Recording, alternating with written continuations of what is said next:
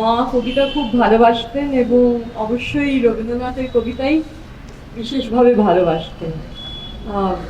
এটা তো মনে রাখতে হবে যে মা যেই সময়ে জন্মেছিলেন, মা তো মানে মার 20 বছর বয়স অবধি, অ্যারাউন্ড 20 বছর অবধি রবীন্দ্রনাথ তো বেঁচে ছিলেন, জীবিত কবি আর কি। যাই হোক, সেহেতু ওনার একটা কবিতা দিয়ে আমরা এই সভা শুরু করছি। কবিতা পড়ছেন সর্বরী নাগ, আমাদের পাড়ার মেয়ে।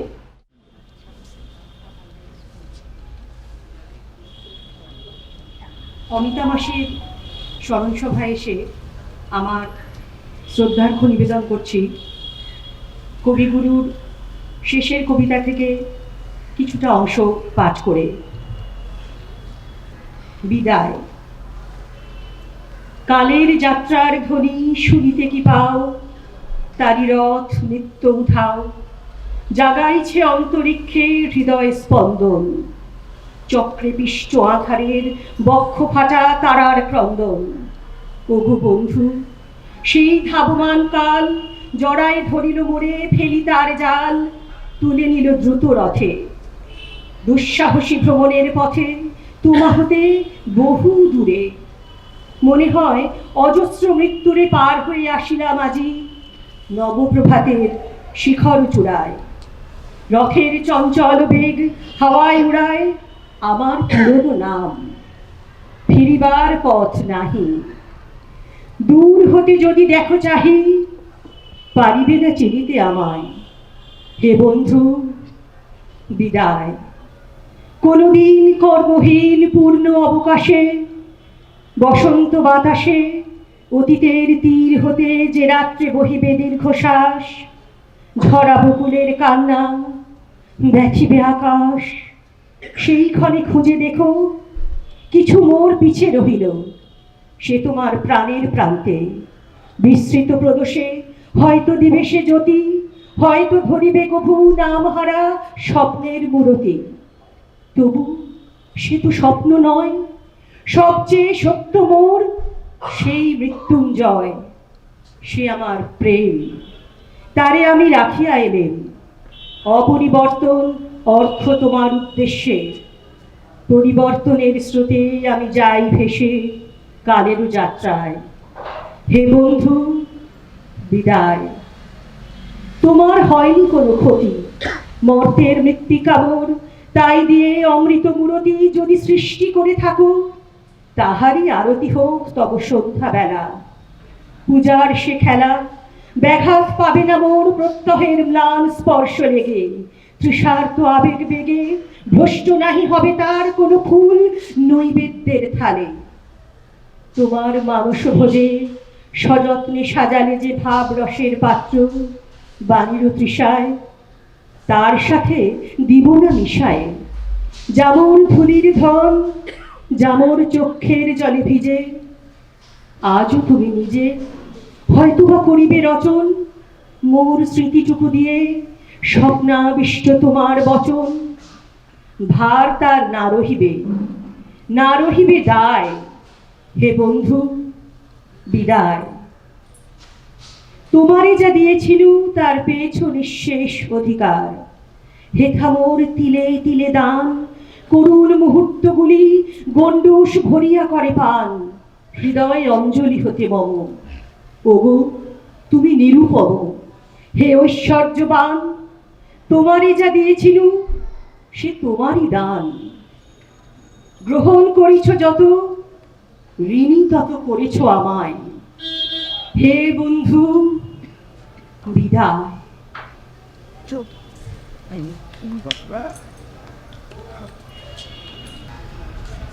মা যেহেতু 103 বছর বয়সে গেছেন, মার এই জানুয়ারি মাসে 103 পূর্ণ হয়েছিল, সেহেতু মার তো ছেলেবেলার সঙ্গীরা সব অনেক আগে চলে গেছে, এবং মানে কেউ কেউ অনেক আগে, কেউ কেউ কিছুদিন আগে চলে গেছে। তো সেই জন্যে আমি ভাবছিলাম যে মার ছোটবেলার কথা কিভাবে একটু বলা যায়।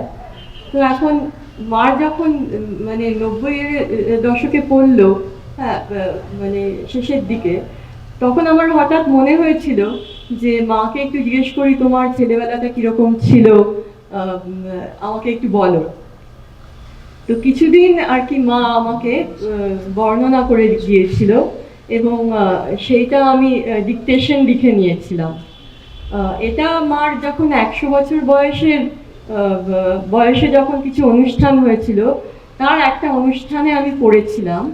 এবং যেহেতু আমাদের পরিবারের বেশ কিছু লোকেরা বাংলা বোঝেন না, সেহেতু যেটা আমি লিখেছিলাম সেটা ইংরেজিতে, সেহেতু আমি ইংরেজিতে পড়ে শোনাচ্ছি মার ছোটবেলার কথা, 3টে আলাদা আলাদা ছোট ছোট পিস। এটা হচ্ছে মানে যে পিস 3টে, সেটা হচ্ছে মার লামচর গ্রামে হচ্ছে মার আদি গ্রাম। সেইখানে ওরা পুজোর সময় যেতেন, বেড়াতে যেতেন, ফিরে যেতেন আর কি, সেই গ্রামের গল্প। Baba and Ma, these two terms are used for her parents, that is my grandparents. We used to visit our ancestral home in a village called Lamchor for the annual worship of the goddess Durga in autumn. From Chandpur, we would take another train to Hajiganj, arriving there at midnight, our eyelids heavy with sleep. Someone would go and hire a rowboat. The boat trip lasted overnight. It was a choiwala nauko with covered seating in front. We would vie with each other for one of those seats. Instead of sailing on the river, the boat would navigate the canals. The boatmen would sing river-based folk songs called bhatiyali. And when they spied a boat coming from the opposite direction, they would shout out loud, "Jajjar bhai, keep to your left." We would pass through agricultural fields growing chilies or jute. At times, the boat would cut through a sea of water hyacinth dotted with purple flowers. It was an indelible experience, the enchantment of autumn, the cooing of doves in an idyllic setting devoid of any other humans. The boatmen would boil water for tea on a mud oven. We would drink it with snacks. At points, it would be difficult to navigate the boat through the water hyacinth. One of the boatmen would then get off onto the narrow path adjacent to the canal and pull it with a rope. They would anchor the boat at a convenient location for the early morning defecation.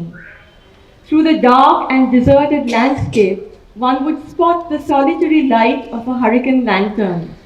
We would eat our breakfast on the boat. The increase in the number of pathways on either side of the canal signaled the end of our journey. Villagers would ask, "Whose house are you visiting? What is his name?" The boat would dock near the house, and covering her head with the end of her sari, Ma would walk barefoot towards the house. She was the Boma there, daughter-in-law. Her demeanor underwent a transformation. She became subdued, bashful. Another piece. This is about, the toilets in that Lamchor house. If one crossed the courtyard where the clay idol of the goddess Durga, surrounded by the paraphernalia of worship, stood resplendent, one would arrive at a huge water body. The men used to bathe in it. The women and children, on the other hand, bathed in a pond hidden at the back of the house. One had to take a 3-minute route circumventing this pond to reach the toilets. We girls would go together and chat as we answered nature's call. There was a narrow canal underneath the toilets that had koi fish in it. Even as we sat there, defecating, we could see the fish jump up to grab and gobble down the stool. Of course, we wouldn't dream of eating that fish. One of my uncles later built his exclusive toilet using modern technology. Instead of the fish, there was a kind of insect that consumed the excrement. Piece number 3. Piece number 3 involves two terms, daur. Daur is brother-in-law who is younger than the husband. and Bhashur is the brother-in-law who is older than the husband, older brother. 5 of the brothers' wives used to live there full time. My mother too spent the initial years of her married life there. The women took turns to work in the kitchen, cooking as well as serving. In those days, it was a custom to refuse to be served more food even when one actually wanted more. As a new bride, Ma was considered to be somewhat modern. Ma is her mother. Thus once, when she was serving food, one of her dowers told the diners in jest, "Don't refuse the food, because if you do, you won't get any more." Once Ma had entered the storeroom to get some cooking oil. One of her Bhashurs was chanting his prayers there. She carelessly brushed past him, inadvertently touching him in the process. That evening, he did not have his dinner, which in turn compelled Ma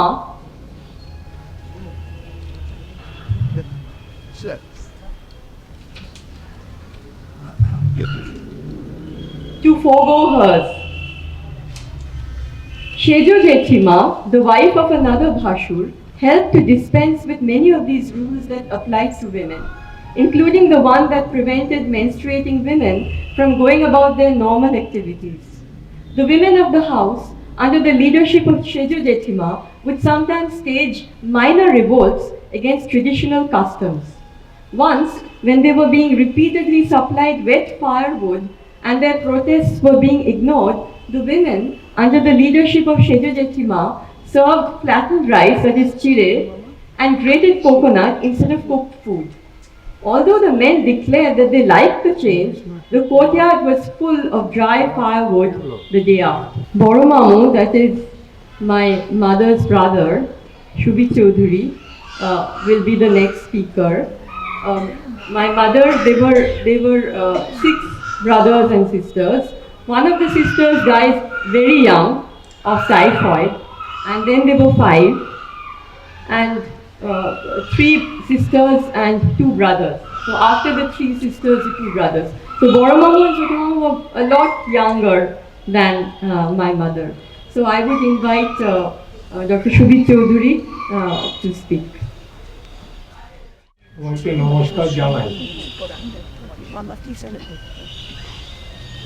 আমার দিদির কথা বলতে গেলে তার আগে আমাদের নিয়ম অনুযায়ী আজকাল কেউ নিয়ম মানে না, পূর্বপুরুষদের কথা একটু স্মরণ করতে হয়। তাই আমি আমার বাবার জীবন দিয়ে আরম্ভ করছি, কারণ তাতেই বোঝা যাবে যে দিদির জীবনটা কোথায় এসে দাঁড়িয়েছিল তারপর। আমার বাবা ওই প্রত্যন্ত গ্রাম, যেটা শুনলেন আপনি, যেখানে ওভারনাইট নৌকো করে যেতে হতো, প্রথমে স্টিমার, ট্রেন, তারপরে স্টিমার, তারপরে নৌকো করে যেতে হতো। সেখানে 1891 সনে জন্মান, এবং তখন ওই গ্রামে স্কুল ছিল না। অল্প স্বল্প পড়াশোনা করে উনি বৃত্তি পরীক্ষা দিয়ে সেই কুমিল্লা জেলা স্কুলে পড়াশোনা করে সেখান থেকে বৃত্তি পেয়ে উনি চলে গেলেন সেই কৃষ্ণনগর রাজ কলেজে পড়তে, কারণ সেখানে ওনার কোনো মাইনা লাগতো না এবং সেখানে রাজ পরিবার থেকে থাকা খাওয়ার বন্দোবস্ত করত। সেখান থেকে বাবা যেবার এমএসসি করলেন, বাবার ব্যাচে ছিলেন সত্যেন বোস, জ্ঞান ঘোষ, মেঘনাথ সাহা, একই ব্যাচের ওরা ছিলেন সবাই। তা বাবা যেহেতু ওনার আরও পড়ার ইচ্ছে ছিল, কিন্তু টাকা না জমালে উনি পড়তে পারবেন না, তাই উনি চাকরি নিলেন আসাম অয়েল কোম্পানিতে, চিফ কেমিস্ট ছিলেন। কিছু টাকা জমিয়ে সেখানে চাকরি ছেড়ে দিয়ে জার্মানিতে চলে গেলেন পিএইচডি করতে। সেখানে বার্লিনে টেকনিশিয়া হসপিটালে থেকে পিএইচডি করে উনি ফিরে এলেন ঢাকা ইউনিভার্সিটিতে। উদ্দেশ্যটা আমার বলার যে আমাদের দেশ নোয়াখালী হলো, আমাদের সবাই এই 6 ভাই বোনের কথা বললো, যদি আমরা কিন্তু সব ঢাকায় জন্মেছি। সুতরাং আমাদের লামচরের সঙ্গে যতটুকু লিঙ্ক, তার চেয়ে বেশি লিঙ্ক কিন্তু ঢাকার সঙ্গে। সেই পরিবারে আমার মা, ওনার বাবা একটু নাম করা উকিল ছিলেন ঢাকায় এবং ব্রাহ্ম ভাবাপন্ন ছিলেন। ব্রাহ্ম ছিলেন না, কিন্তু ব্রাহ্ম ভাবাপন্ন ছিলেন। মা আর বাবা মিলে আমাদের যে টিমটা, এই যে 6 জনের টিম বললো, উনি সেই টিমটা কিন্তু তারা নার্চার করেছেন। এই টিমটা 6 জনের টিম, সেই 6 জনের ভিতর দিদি দিয়ে আরম্ভ, আর আমার ছোট ভাই যে আজকে নেই তাকে দিয়ে শেষ।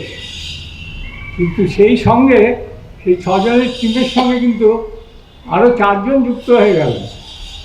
কারণ আমার দিদি জামাইবাবু হচ্ছে ব্রহ্মভদা, আমার মেজদির জামাইবাবু হচ্ছেন বন্ধুদা, আমার সর্দির জামাইবাবু হচ্ছেন অনিলদা, এবং আমার ভাইয়ের স্ত্রী আজকে এখানে উপস্থিত আছে সুনন্দা। এই 4 বাঙাল আরো যোগ হলো, আমরা 10 বাঙালের ক্রিকেট টিম তৈরি করলাম। সেই ক্রিকেট টিমে ঝুনি যেমন বললো দিদি 103-এ গেলেন, সেরকম 14 বছরেও আমার এক দিদিকে হারিয়েছি, 35 বছরে আমার মেজদিকে হারিয়েছি। এবং সবাই চলে গিয়ে আজকে কিন্তু আমরা 3 জনে দাঁড়িয়েছি। আমার ছোটদি আছেন ব্যাঙ্গালোরে, উনি আমার থেকে 4 বছরের বড়, আমি আছি, আর আমার ভাইয়ের স্ত্রী সুনন্দা আছে। তার মানে আমরা সবাই কিন্তু মানে এখন সেই 10 থেকে নেমে এখন 3-এ দাঁড়িয়েছি। আমার চাইতে আমার দিদি 13 বছরের বড়। সুতরাং দিদি বলতেন যে আগেকার দিনের অল্প বয়সে বিয়ে হতো, যে আমার যদি সময়কালে বিয়ে হতো তাহলে তোর মতো একটা ছেলে থাকতো। তাই সত্যি সেই দিক থেকে কিন্তু আমরা খুব ভাগ্যবান। এই যে 10 জনের টিম হলো, সে ক্রিকেটের টিমের মতো, একজন একজন করে দিদি কেবল সেঞ্চুরি করে গেলেন 103-এ।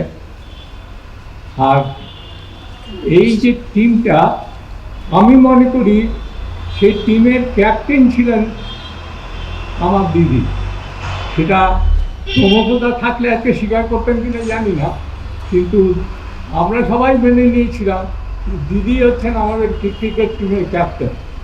এবং ছোটোবেলা থেকে এত বড় দিদি, তার স্নেহ আমরা 4 বোনের পরে 2 ভাই, আমরা 2 ভাই খুব স্নেহ পেয়েছি। দুজনকেই দিদি খুব স্নেহ করতেন এবং বিশালভাবে ভাইফোঁটার আয়োজন করতেন।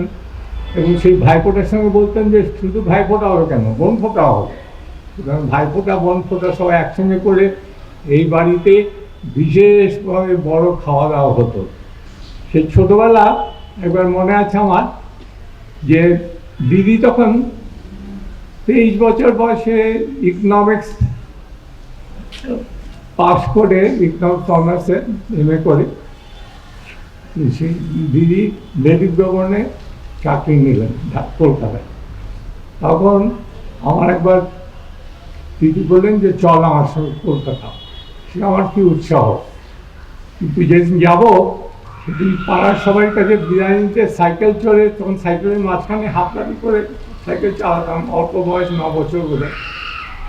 সেখানে গিয়ে চেইন খুলে গিয়ে পরে একেবারে রক্তারক্তি কাণ্ড, আমার যাওয়া হলো না। সে খুব ডিসঅ্যাপয়েন্টেড ধরলাম। দিদি আমাকে বললেন যে ঠিক আছে, আমি তোকে আবার পরে নিয়ে যাবো। সেই দিদি আমাকে কলকাতায় নিয়ে এলেন। সেই কলকাতায় এসে প্রথম সেই দোতলা বাসের শ্যামবাজার থেকে আমাদের বালিগঞ্জ স্টেশন অবধি দোতলা বাসের ফ্রন্ট সিটে বসে আমরা কলকাতা দর্শন হলো। সেই সঙ্গে লেকের পাড়ে দাঁড়িয়ে ম্যাগনোলিয়া আইসক্রিম সে খেলাম। সে কি অপূর্ব ব্যাপার! দিদি স্নেহ আমরা কত রকমভাবে যে পেয়েছি তা বলার না। এরপর আপনারা জানেন যে দিদি স্বাধীনতা সংগ্রামে যুক্ত হচ্ছিলেন প্রায়, সেই অবস্থায় মা কিন্তু জোর করে বলেছেন যে না, তোমাকে পরীক্ষা দিতেই হবে। দিয়ে দিদি তখন পরীক্ষা দিলেন এবং পরীক্ষায় খুব ভালো রেজাল্ট করলেন। সেই লেডি ভবনে এলেন, লেডি ভবন থেকে তারপরে আবার ঢাকা ইউনিভার্সিটিতে গেলেন। ঢাকা ইউনিভার্সিটিতে গিয়ে পড়িয়েছেন। তখন আপনারা অনেকেই জানবেন যে অশোক মিত্র, যিনি ফাইন্যান্স মিনিস্টার ছিলেন, তিনি কিন্তু দিদির ছাত্র ঢাকা ইউনিভার্সিটিতে, এবং অনেকেই দিদির ছাত্র। এই যে বিবেক দেবরায়, যিনি প্রাইম মিনিস্টারের চিফ ইকোনমিক অ্যাডভাইজার ছিলেন, দিদির ছাত্র। অ্যান্ড ওই আমাদের বিনায়ক ব্যানার্জি, ও দিদির ছাত্র। দিদির অনেক ছাত্র ছিল। দিদি তো এসে প্রথমে লেডি ভবন থেকে ঢাকা ইউনিভার্সিটি গেলেন, সেখান থেকে চলে গেলেন দিল্লিতে ইন্দ্রপ্রস্থ কলেজে। ইন্দ্রপ্রস্থ কলেজে পড়াবার সময় উনি দিল্লি ইউনিভার্সিটিতেও ক্লাস নিতেন,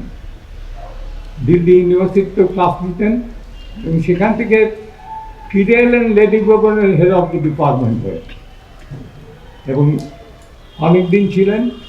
তারপরে হঠাৎ লেডি ভবনের পোস্টটাকে আপগ্রেড করা হলো। সে আপগ্রেডের সঙ্গে কন্ডিশন দেওয়া হলো যে পিএইচডি না হলে হবে না। তখন দিদি খুব মুশকিলে পড়ে গেলেন। দিদি তখন স্টাডি লিভ নিয়ে লন্ডন স্কুল অফ ইকোনমিক্সে গিয়ে প্রফেসর হ্যারি জনসনের সঙ্গে পিএইচডি করলেন। উনি ইন্টারন্যাশনাল ট্রেডের একজন দিকপাল ছিলেন। সেখান থেকে ফিরে এসে দিদি প্রেসিডেন্সি কলেজে যুক্ত ছিল, এবং সেই প্রেসিডেন্সি কলেজে 1969 থেকে 83 অবধি দিদি প্রফেসর ছিলেন, রিটায়ারমেন্টের আগে পর্যন্ত। কিন্তু আমার যে কয়েকটা স্মৃতি মনে পড়ে, যে ঠিক পার্টিশনের আগে বাবা ঢাকা ইউনিভার্সিটি থেকে রিটায়ার করলেন, করে বোস ইনস্টিটিউটে তিনি কেমিস্ট্রি ডিপার্টমেন্ট সেট আপ করার দায়িত্ব নিয়ে এবং চলে আসেন। বাবা যখন এখানে এলাম, আমরা গিয়ে দুই ভাই স্কটিশ স্কুলে ভর্তি হলাম, মিড সেশন। আমরা জুন মাসে এসেছিলাম, অগাস্টে ইন্ডিপেন্ডেন্স 1947-এ জুন মাসে এসেছি। সেখানে ভর্তি হতে গিয়ে আমার ছোট ভাই ব্রিলিয়ান্ট স্টুডেন্ট, একটু সহজেই পেরিয়ে গেল।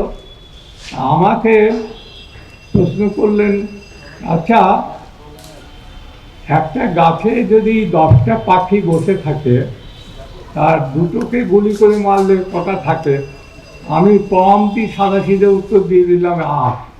সেই শুনে হাসিতে সবাই ফেটে পড়লো, এবং আমাকে বি সেকশনে দিয়ে দিল। বি সেকশন মানে এ সেকশন হচ্ছে ভালো সেকশন, বি সেকশন হচ্ছে খারাপ সেকশন। সেই বি সেকশন থেকে যখন পরীক্ষা হলো সেই বছর 8-এ ওঠার, আমার আগে পর্যন্ত যে ছিল তাকে এ সেকশনে প্রমোশন দেওয়া হলো, তা আমাকে বাদ দিয়ে। তখন কি করা যায়, এ সেকশনে ভালো ছেলেদের সঙ্গে থাকলে একটু ভালো লেখাপড়া হয়। তখন দিদি বললেন, ঠিক আছে, আমি যাব। দিদি গিয়ে হেডমাস্টারের সঙ্গে দেখা করে কী সব দিদি কথাবার্তা বললেন, বলার পরে আমাকে এ সেকশনে দিয়ে দিল। এ সেকশনে গিয়ে আমি বসে আছি। অঙ্কের টিচার ছিলেন বিষ্টরীবাবু, প্রতিষ্ঠা ছিলেন।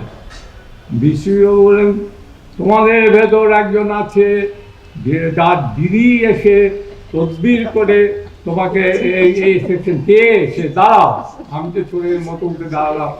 তখন সবাই খুব হাসাহাসি করলো এই নিয়ে।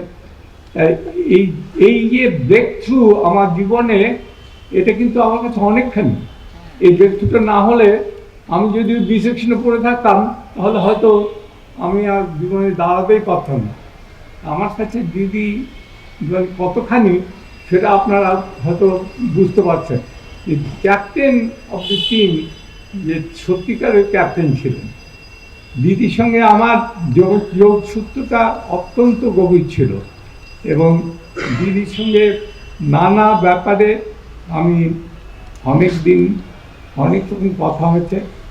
এই বাড়ির আদলটা যে আপনারা দেখছেন, এটা খানিকটা আমাদের ঢাকার বাড়ির আদলের সঙ্গে যোগ আছে। এই আমি বললুম, এই বারান্দাটা একটা খুব লোভনীয় বারান্দা, দোতলায় আমি এসে দিদির সঙ্গে এখানে বসে আড্ডা দিতাম। দিদি আমাকে সবসময় বলতেন যে আমি দিদি যখন এই অসুস্থ হলেন, আমি হোমিওপ্যাথি করি একটু একটু। দিদিকে বললাম, তোমাকে আমি হোমিওপ্যাথি ওষুধ দেবো? বললো, আমি তো হোমিওপ্যাথিতে বিশ্বাস করি না। আমি বললাম যে বিশ্বাস করো না, না বিশ্বাস করেই খাও। বললে, আচ্ছা তুই যখন দিচ্ছিস তখন আমি খাবো। দিদি ছিলেন এইরকম, নিজের বিশ্বাসটা অটল ছিল, কিন্তু সেই বিশ্বাসে মানে এই নয় যে অন্যকে আঘাত করা। আমাদের সবাইকে কাছে টেনে নিয়ে এই যে আমাদের সবাইকে ভালোবেসে উনি এতদিন আমরা জীবন কাটিয়েছি, আজকে নেই উনি। আমি জানি যে সবাইকেই যেতে হবে, আমারও হয়তো বেশি দিন সময় নেই, আমারও 90 হবে এবছর, আমাকেও যেতে হবে। কিন্তু এই যে থাকাটা, এই যে হঠাৎ দিদি চলে যাওয়া, এই যে দিদি নেই, শেষের 1.5 বছর খুব কষ্ট পেয়েছেন, সেটা আমার মনে সবসময় খুব দাগ কাটে। তো আমি দিদি অবশ্য বিশ্বাস করতেন না যে মৃত্যুর পরে কোনো অস্তিত্ব আছে বলে। আমি কিন্তু বিশ্বাস করি আত্মা আছে, আত্মা অমর, এবং আবার আমরা পৃথিবীতে ফিরে আসবো। আমি দিদির সঙ্গে দেখা হবে কিনা জানি না, তবে আমি মনে করি যে দিদি আছেন, উনি দিদি থাকবেন, দিদির সঙ্গে আবার দেখা হবে, এই বলে আমি আপনাদের সবাইকে বিদায় নিচ্ছি।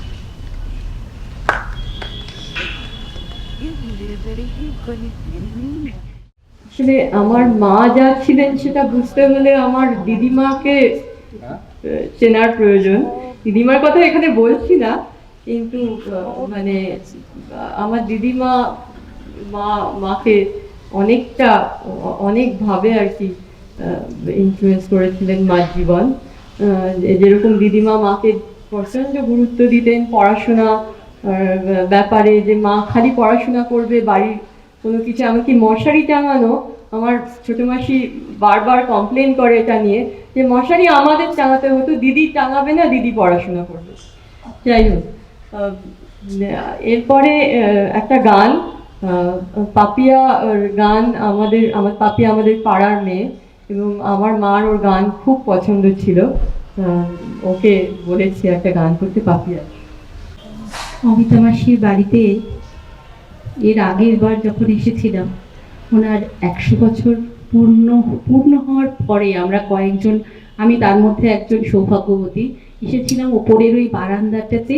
আমরা কয়েকজন ছিলাম, আর সেও ওই একই পাপিয়ার গান শুনবো। আর মাঝখানে একবার এসেছিলাম, আমাকে সরবাড়িতে নিয়ে এসেছিল, পাপিয়া যাবি, অমিতা মাসি তোর গান শুনবেন, মানে ঘরে একদম ঘরের ভেতরে বসে গান শুনিয়েছিলাম। খুব ভালোবাসতেন আমাকে, মানে এত বড় একজন মানে পার্সোনালিটি, কিন্তু কত সহজ, কত ভালোবেসে আদর দিয়েছেন, মানে আমি রীতিমতো প্যাম্পার্ড, রীতিমতো আদর পেয়েছি ওনার কাছে। মানে আজকেও যেন মনে হচ্ছে এই তো এর মধ্যেই কোথাও বোধহয় বসে উনি গান শুনছেন। আমরা সবাই সেই জন্যই বোধহয় সমবেত হয়েছি, এখনো মানে মনে হচ্ছে সেটাই আর কি, এর মধ্যেই বোধহয় কোথাও বসে আছেন উনি। তো রবীন্দ্রনাথের গান, ওনার পছন্দের গান একটু চেষ্টা করছি। হৃদয় আমার প্রকাশ হলো অনন্ত আকাশে,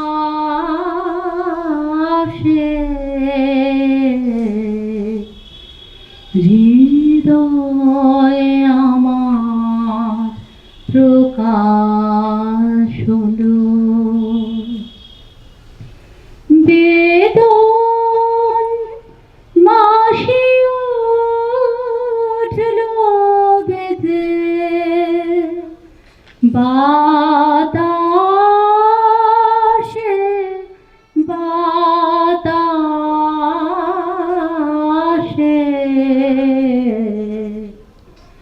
হৃদয় আমার প্রকাশ হলো এই যে আলোর আকুলতা,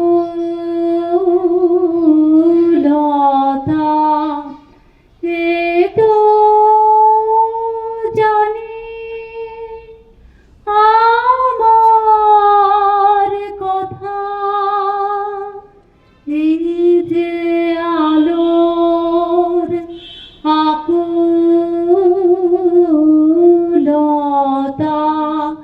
এ তো জানি আমার কথা,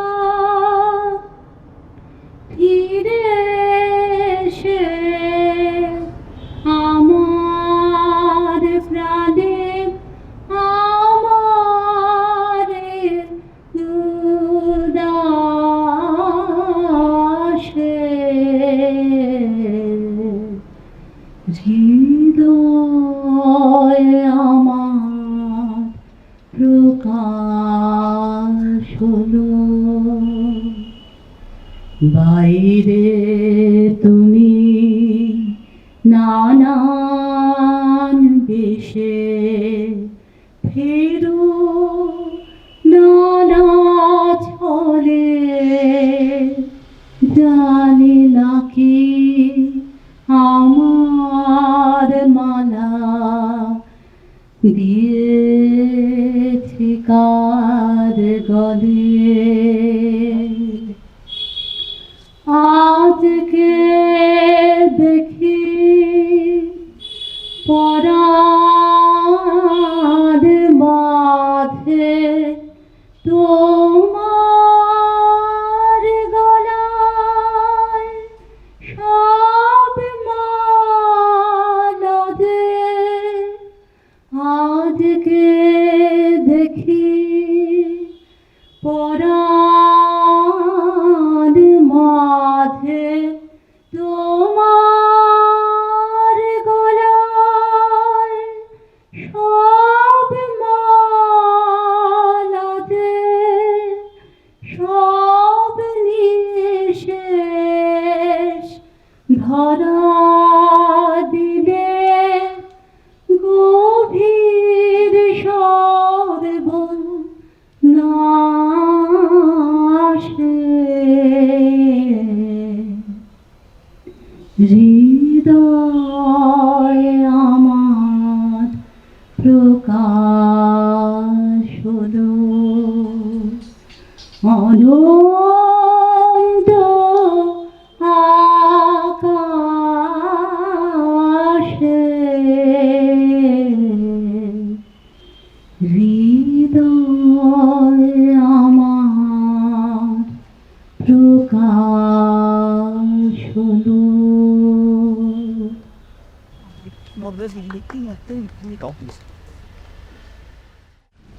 এরপরে বলবে আমার দাদা, একটু পুলক দত্ত। আমার মা কোনো কিছুতে ভয় পেত না, আমার মা সব কিছু করতে পারত। আহ, আর আর ওইসব নিয়ম টিয়ম যে মেয়েদের কী করা উচিত আমার মা মানতেন না। এই এই বৈশিষ্ট্যগুলো কোত্থেকে পেয়েছিলেন সেটা বলতে আবার ওই পূর্বপুরুষের কথা বলতে হয়। আপনি শুনেছেন আমার মামার থেকে, আপনারা শুনেছেন আমার মামার থেকে যে আমার দাদু জার্মানি গিয়েছিলেন ডক্টরেট করতে, ফিরে গ্রামে তাদের এক ঘরে করে দেওয়া হয়েছিল। এক ঘরে করার কথাটা আপনারা অনেকেই জানবেন।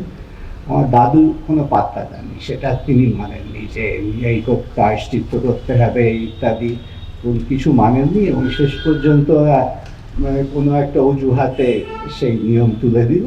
কিন্তু দাদু কখনো এটা এটা সহ্য করেনি যে জার্মানি যাওয়া খারাপ। আমার দিদু বিয়ে হয়েছিল আমি ঠিক জানি না 13-14 বছর বয়সে, মা হয়েছিল তার একটু পরই। তাই আমার দিদু সেদিক দিয়ে পুরানোপন্থী জীবন মনে করতে পারেন। কিন্তু আবার তিনি হায়ার সেকেন্ডারি পাশ করেছিলেন, আমার শ্বশুর বাড়ির সমর্থন এবং উৎসাহ নিয়ে সেকেন্ডারি পাশ করেছিলেন, এবং মাকে এবং আমার ছোট মাসিকেও খুবই উৎসাহ দিয়েছিলেন পড়াশোনা করার জন্য, যে বাড়ির কাজ করতে হবে না, আমার মামার থেকে শুনেছেন। সেই সেই সেই আবহাওয়ায় মা বড় হয়েছিলেন, এবং তারপরে তিনি কখনো, যা বললাম যে কখনো কিছুতে ভয় পাননি, চলে গিয়েছিলেন দিল্লিতে একলা। তারপরে বিয়ে করেছিলেন বোধহয় 28-29 বয়সে, আমি হয়েছিলাম 31 বয়সে। এগুলো আজকালকার দিনে অবাক হওয়ার কিছু নয়, তবে তখনকার দিনে এগুলো নিয়ম ভঙ্গ, এগুলো অন্যরকম। তাই আমার অবশ্য আমার নিজের মনের কথা মনে আছে কি বলি, যে আমি ছোটোবেলায় অবশ্যই আমি এবং আমার বোন খুবই ভালোবাসা পেয়েছি। তবে আরও কিছু শিখেছিলাম আমার মার কাছে। একটা হচ্ছে আমার মা আমাকে অঙ্ক শেখাতেন, এবং সেই অঙ্ক মুখস্থ করে শেখাতেন না একেবারেই। আমার করতে হতো, আমার বাড়ির কথাটা ছিল বুদ্ধির অঙ্ক। বুদ্ধির অঙ্ক মানে নানা রকমের গল্প ফেঁদে তার মধ্যে একটা হিসেব করতে হতো। তাই গুণ ভাগ এগুলো আমি শিখেছি, যে এই গল্পের মধ্যে যে কটা একটা জিনিস ছিল তারপরে কি হলো সেই হিসেব করে সেই গল্প শুনে আমার অঙ্ক করতে হতো। এবং শেষ পর্যন্ত আমি ঘুমোতে যেতে পারতাম না, ঘুমোতে গিয়ে বসে থাকতাম, বলতাম আমি বুদ্ধির অঙ্ক করবো, তারপরে ঘুমোতে যাব। এর ফলে আমি এবং আমার বোন কখনো অঙ্কে ভয় পাইনি, আমরা অঙ্ক পারতাম। এবং আমার বোন তো অর্থনীতির প্রফেসর, আমি পদার্থবিদ্যা করেছি। আমাদের দুজনেরই অঙ্ক করা, পড়াশোনা করা, এটা আমি মা থেকে শিখেছি। মার আরও কতগুলো নিয়ম ছিল যেটা স্বাভাবিক নিয়ম নয়। একটা ছিল যে আমাদের কখনো মারতেন না, এটা খুব কড়া নিয়ম ছিল। আরেকটা ছিল আমাদের বেড়াতে নিয়ে যেতেন, মাঝে মাঝে আমাকে স্কুল থেকে বের করে নিয়ে যেতেন, যে দার্জিলিংয়ে যাব বা রাজগীরে যাব। আমার অবশ্য সুবিধে ছিল যে স্কুল থেকে এই ব্যাপারে সম্মতি ছিল, স্কুলে বলতো যে ক্লাস মিস করলে কিছু হবে না, শিখবে। তবে অন্যদের এটা অত অত সম্মতি হয়তো হতো না। তবে আমার মাকে ওরা জানতেন, যে আমার মা এই ব্যাপারে জানে যে কিসে ছাত্রদের উপকার হয়। আমার মা আরও নিয়ম মানতেন না। নিয়ম মানে বলছি, নিয়ম ঠিক নয়, তবে অনেক দিন আগে পিট সিগার বলে এক লোকগীতি গাইতেন, খুব নাম করা মার্কিন লোকশিল্পী, পার্ক সার্কাস মাঠে এসেছিলেন, আর আমরা সবাই ভিড় করে শুনতে গিয়েছিলাম। তো পিট সিগার তো সবাইকে কিছু গান গেয়ে তারা বললেন, তো আপনারা সবাই গান গাইতে হবে ইত্যাদি। কেউ তো গায় না। তার মধ্যে আমি দেখছি যে মা একদম গলা ছেড়ে গাইতে শুরু করেছে, যে if I had a hammer, I'd hammer in the morning ইত্যাদি। আমি খুবই লজ্জা পেয়েছিলাম, তবে ছোট ছিলাম তখন। তবে ওই যা বললাম, মা অত পাত্তা দিতেন না, কে কি মনে করে এইসবে পাত্তা দিতেন না। তারপরে আমি আমেরিকায় গিয়ে চাকরি করি নর্থ ওয়েস্টার্ন ইউনিভার্সিটিতে। তখন মা বাবা আসার পরে, মা আমাদের ছোটোবেলায় এত জায়গায় বেড়াতে নিয়ে গিয়েছিলেন, তার উল্টো আমি তখন ওদের বেড়াতে নিয়ে যেতে পেরেছিলাম। যে আমরা আমেরিকায় অনেক জায়গায় গিয়েছিলাম, yellow stone, জায়ন, Bryce national park. মা সব জায়গায় গিয়ে একদম খুব উৎসাহের সঙ্গে হাঁটাচলা করতেন যতদিন পেরেছিলেন। সেই লোকে একটু লক্ষ্য করতো, একটু মন্তব্য করতো যে শাড়ি পরে কোনো অসুবিধা হচ্ছে না, শাড়ি পরে কেডস পরে তত্তর করে মই বেগ গুহায় ঢুকে গেলেন,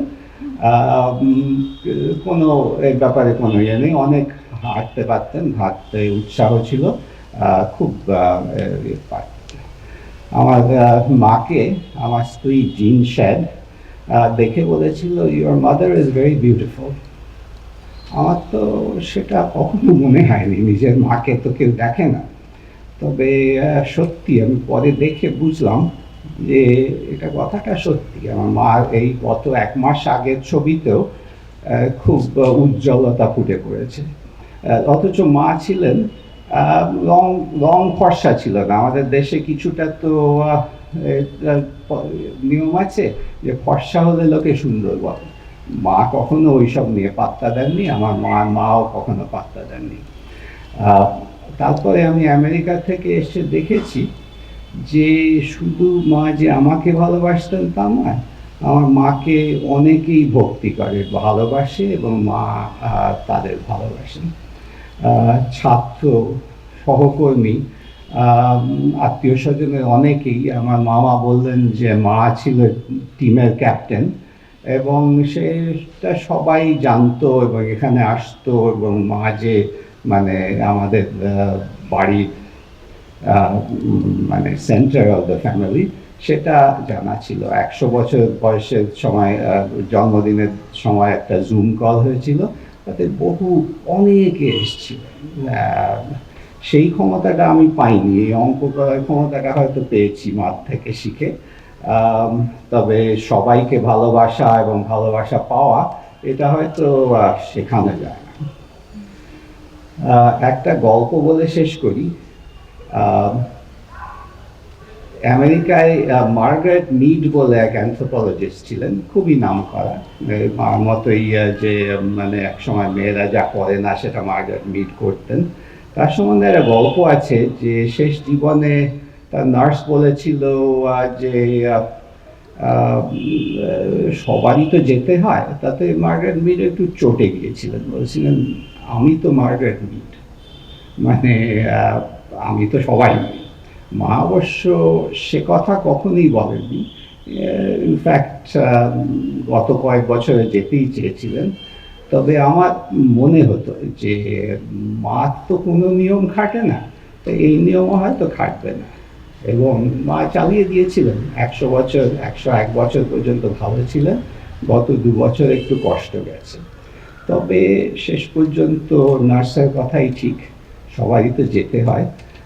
তবে আমাদের স্মৃতিতে লোকে বেঁচে থাকে।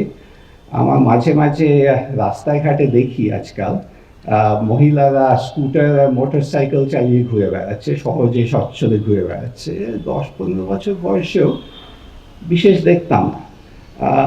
তাদের আমি মনে মনে বলি না অবশ্যই, মনে মনে বলবো যে আপনারা তো জানেন না, আপনারা জানবেন না, আমার মা 1950-এর দশকে রাস্তায় সাইকেল চালিয়ে ঘুরে বেড়াত। তখন সেটা কোনো চল ছিল না, কিন্তু আমার মা সেটা পাত্তা দেননি। সেইভাবেই আমি মনে করে রাখি যে আমার মা সব পারতেন। সেটা হচ্ছে প্রফেসর অমিতা দত্ত। মা তো একটু বেশি বয়সে, বড় মামার কাছে শুনলেন যে একটু বেশি বয়সে পিএইচডি করতে গিয়েছিলেন লন্ডন স্কুল অফ ইকোনমিক্সে। তো সেখানে শুরুতে YMCA-তে ছিলেন, এবং সেখানে অন্যান্যরা যারা পড়াশোনা করতে গিয়েছিলেন তারা মার থেকে কিছুটা ছোট ছিল। সেরকমই আজকে এসেছেন স্মৃতি রায়চৌধুরী, ডক্টর স্মৃতি রায়চৌধুরী। উনি, ওনার হাজব্যান্ড, ওরাও ওখানে ছাত্র ছিলেন, এবং মানে মাকে অমিতা দি ডাকতেন, এবং ওনার কাছে মার লন্ডনের সময় এবং ওনার সাথে মার লন্ডনের সম্পর্ক এই নিয়ে একটু বলবেন। আরেকটা ছোট কথা হচ্ছে, স্মৃতিদি কিন্তু ইকোনমিক্সের নন, উনি প্লাস্টিক সার্জন, এবং ওখানে ডাক্তারি শেখার জন্য গিয়েছি। শুভ সন্ধ্যা। আমি এতক্ষণ মুগ্ধ হয়ে অমিতাদির অতীতটা শুনছিলাম, কেন অত ছোটবেলার গল্প আমার জানার ঠিক কথা নয়, তো সেই জন্য আরও বেশি উপভোগ করছিলাম সেটা। আমি প্রথম অমিতাদির সঙ্গে আমার দেখা হয়, আমার তখন 16 বছর হয়ে গেছে, মানে লেডি বেগুনে ঢুকেছি আইএসসি পড়তে। তা হঠাৎ একদিন দেখলাম ছোট্টখাট্ট মানুষটি, হাসি মুখ আর উজ্জ্বল দুটো চোখ। ওই চোখটা খুব অ্যাট্রাকটিভ ছিল, আমাদের খুব ভালো লাগলো। কিন্তু উনি কোথায় পড়ান খোঁজ নিলাম, জানলাম উনি ইকোনমিক্স পড়ান। আর ইকোনমিক্সটাকে ছোটোবেলা থেকেই ভয় পাই আমি, তো ন্যাচারালি ওনাকে দেখেও একটু ঘাবড়ে গেলাম। কিন্তু আমরা কয়েকজন বন্ধু মিলে ওনাকে খুব পছন্দ করতাম, ওই পর্যন্তই। তারপরে আলাপাত হয়নি, মানে আমাদের সাহস ছিল না ওখানে গিয়ে কথা বলার। তারপরে আইএসসি পাশ করার পর আমরা ডাক্তারি পাশ করে বিদেশে যখন পোস্ট গ্রাজুয়েশনের জন্য গেলাম, এখন লন্ডন কে কোর্স বুক করে পড়তে হতো আমাদের। নিজেরা চাকরি করতাম, পয়সা জমাতাম, সেই পয়সা দিয়ে কোর্স বুক করে পড়াশোনা করে পরীক্ষা দিতাম। তখন ইন্ডিয়া গভর্নমেন্ট খুব অ্যালাউ করতো না টাকা পয়সা নিয়ে যেতে, একটু অসুবিধে হতো অনেক। তা কোর্স বুক করে কোথাও থাকতে হবে। আর ওয়াইএমসি, ওখানকার ইন্ডিয়ান ওয়াইএমসি ছিল মিনি ইন্ডিয়া, ওখানে একদম অনেক ছেলেমেয়েরা সমস্ত পড়াশোনা করতো, আর যারা অনেকে চাকরি করতে করতে ওখানে থাকতেন। একটা ফার্স্ট ফ্লোরে আমাদের 9-10টা ঘরে আমরা এরকম মহিলারা সিঙ্গল রুম ছিলাম, প্রায় 10 জন মতন মহিলা ছিলাম। আর সেখানে হঠাৎ, আর আমাদের নিচে একটা বিশাল বড় ডাইনিং রুম ছিল, যারা গেছেন ওএমসিতে থেকেছেন তারা জানেন, খুব সুন্দর ডাইনিং রুম ছিল ওখানে। তা অমিতাদির সঙ্গে আমাদের ওই খাবার ঘরেই আলাপ। হঠাৎ অমিতার দিকে দেখে আমি তো চিনতে পারলাম, তখন আরেকটু বয়স বেড়েছে, ডাক্তারিটা পাশ করেছি, একটু সাহস করে ওনার সঙ্গে কথা বললাম। কিন্তু কথা বলার 2-3 দিনের মধ্যে আমাদের একটা বন্ধুত্ব হলো। শুধু বন্ধুত্ব না, ওই ফার্স্ট ফ্লোরে যে আমরা 9-10টি মেয়ে থাকতাম, তারা সবাই কেউ পোস্ট ডক করছে, কেউ পিএইচডি, আর কেউ 3-4 জন ডাক্তার। আমরা তার মধ্যে ভাগ আছে, কেউ এফআরসিএস, কেউ এমআরসিপি, কেউ এমআরসিওজি, ডিফারেন্ট ডিসিপ্লিনের সবাই পোস্ট গ্রাজুয়েট করছে। বা অমিতাদি তখন লন্ডন স্কুল অফ ইকোনমিক্সে ওনার পিএইচডি থিসিস করছেন।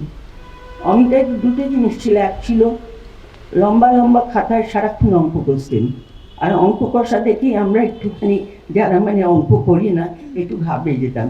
তো অমিতাদিকে আমরা জিজ্ঞেস করলে উনি বলতেন যে তোমরা যে কী করো কিছুই জানো না, ডাক্তারি আবার, ঠিক আছে ডাক্তারি, এইটা হচ্ছে আসল সাবজেক্ট।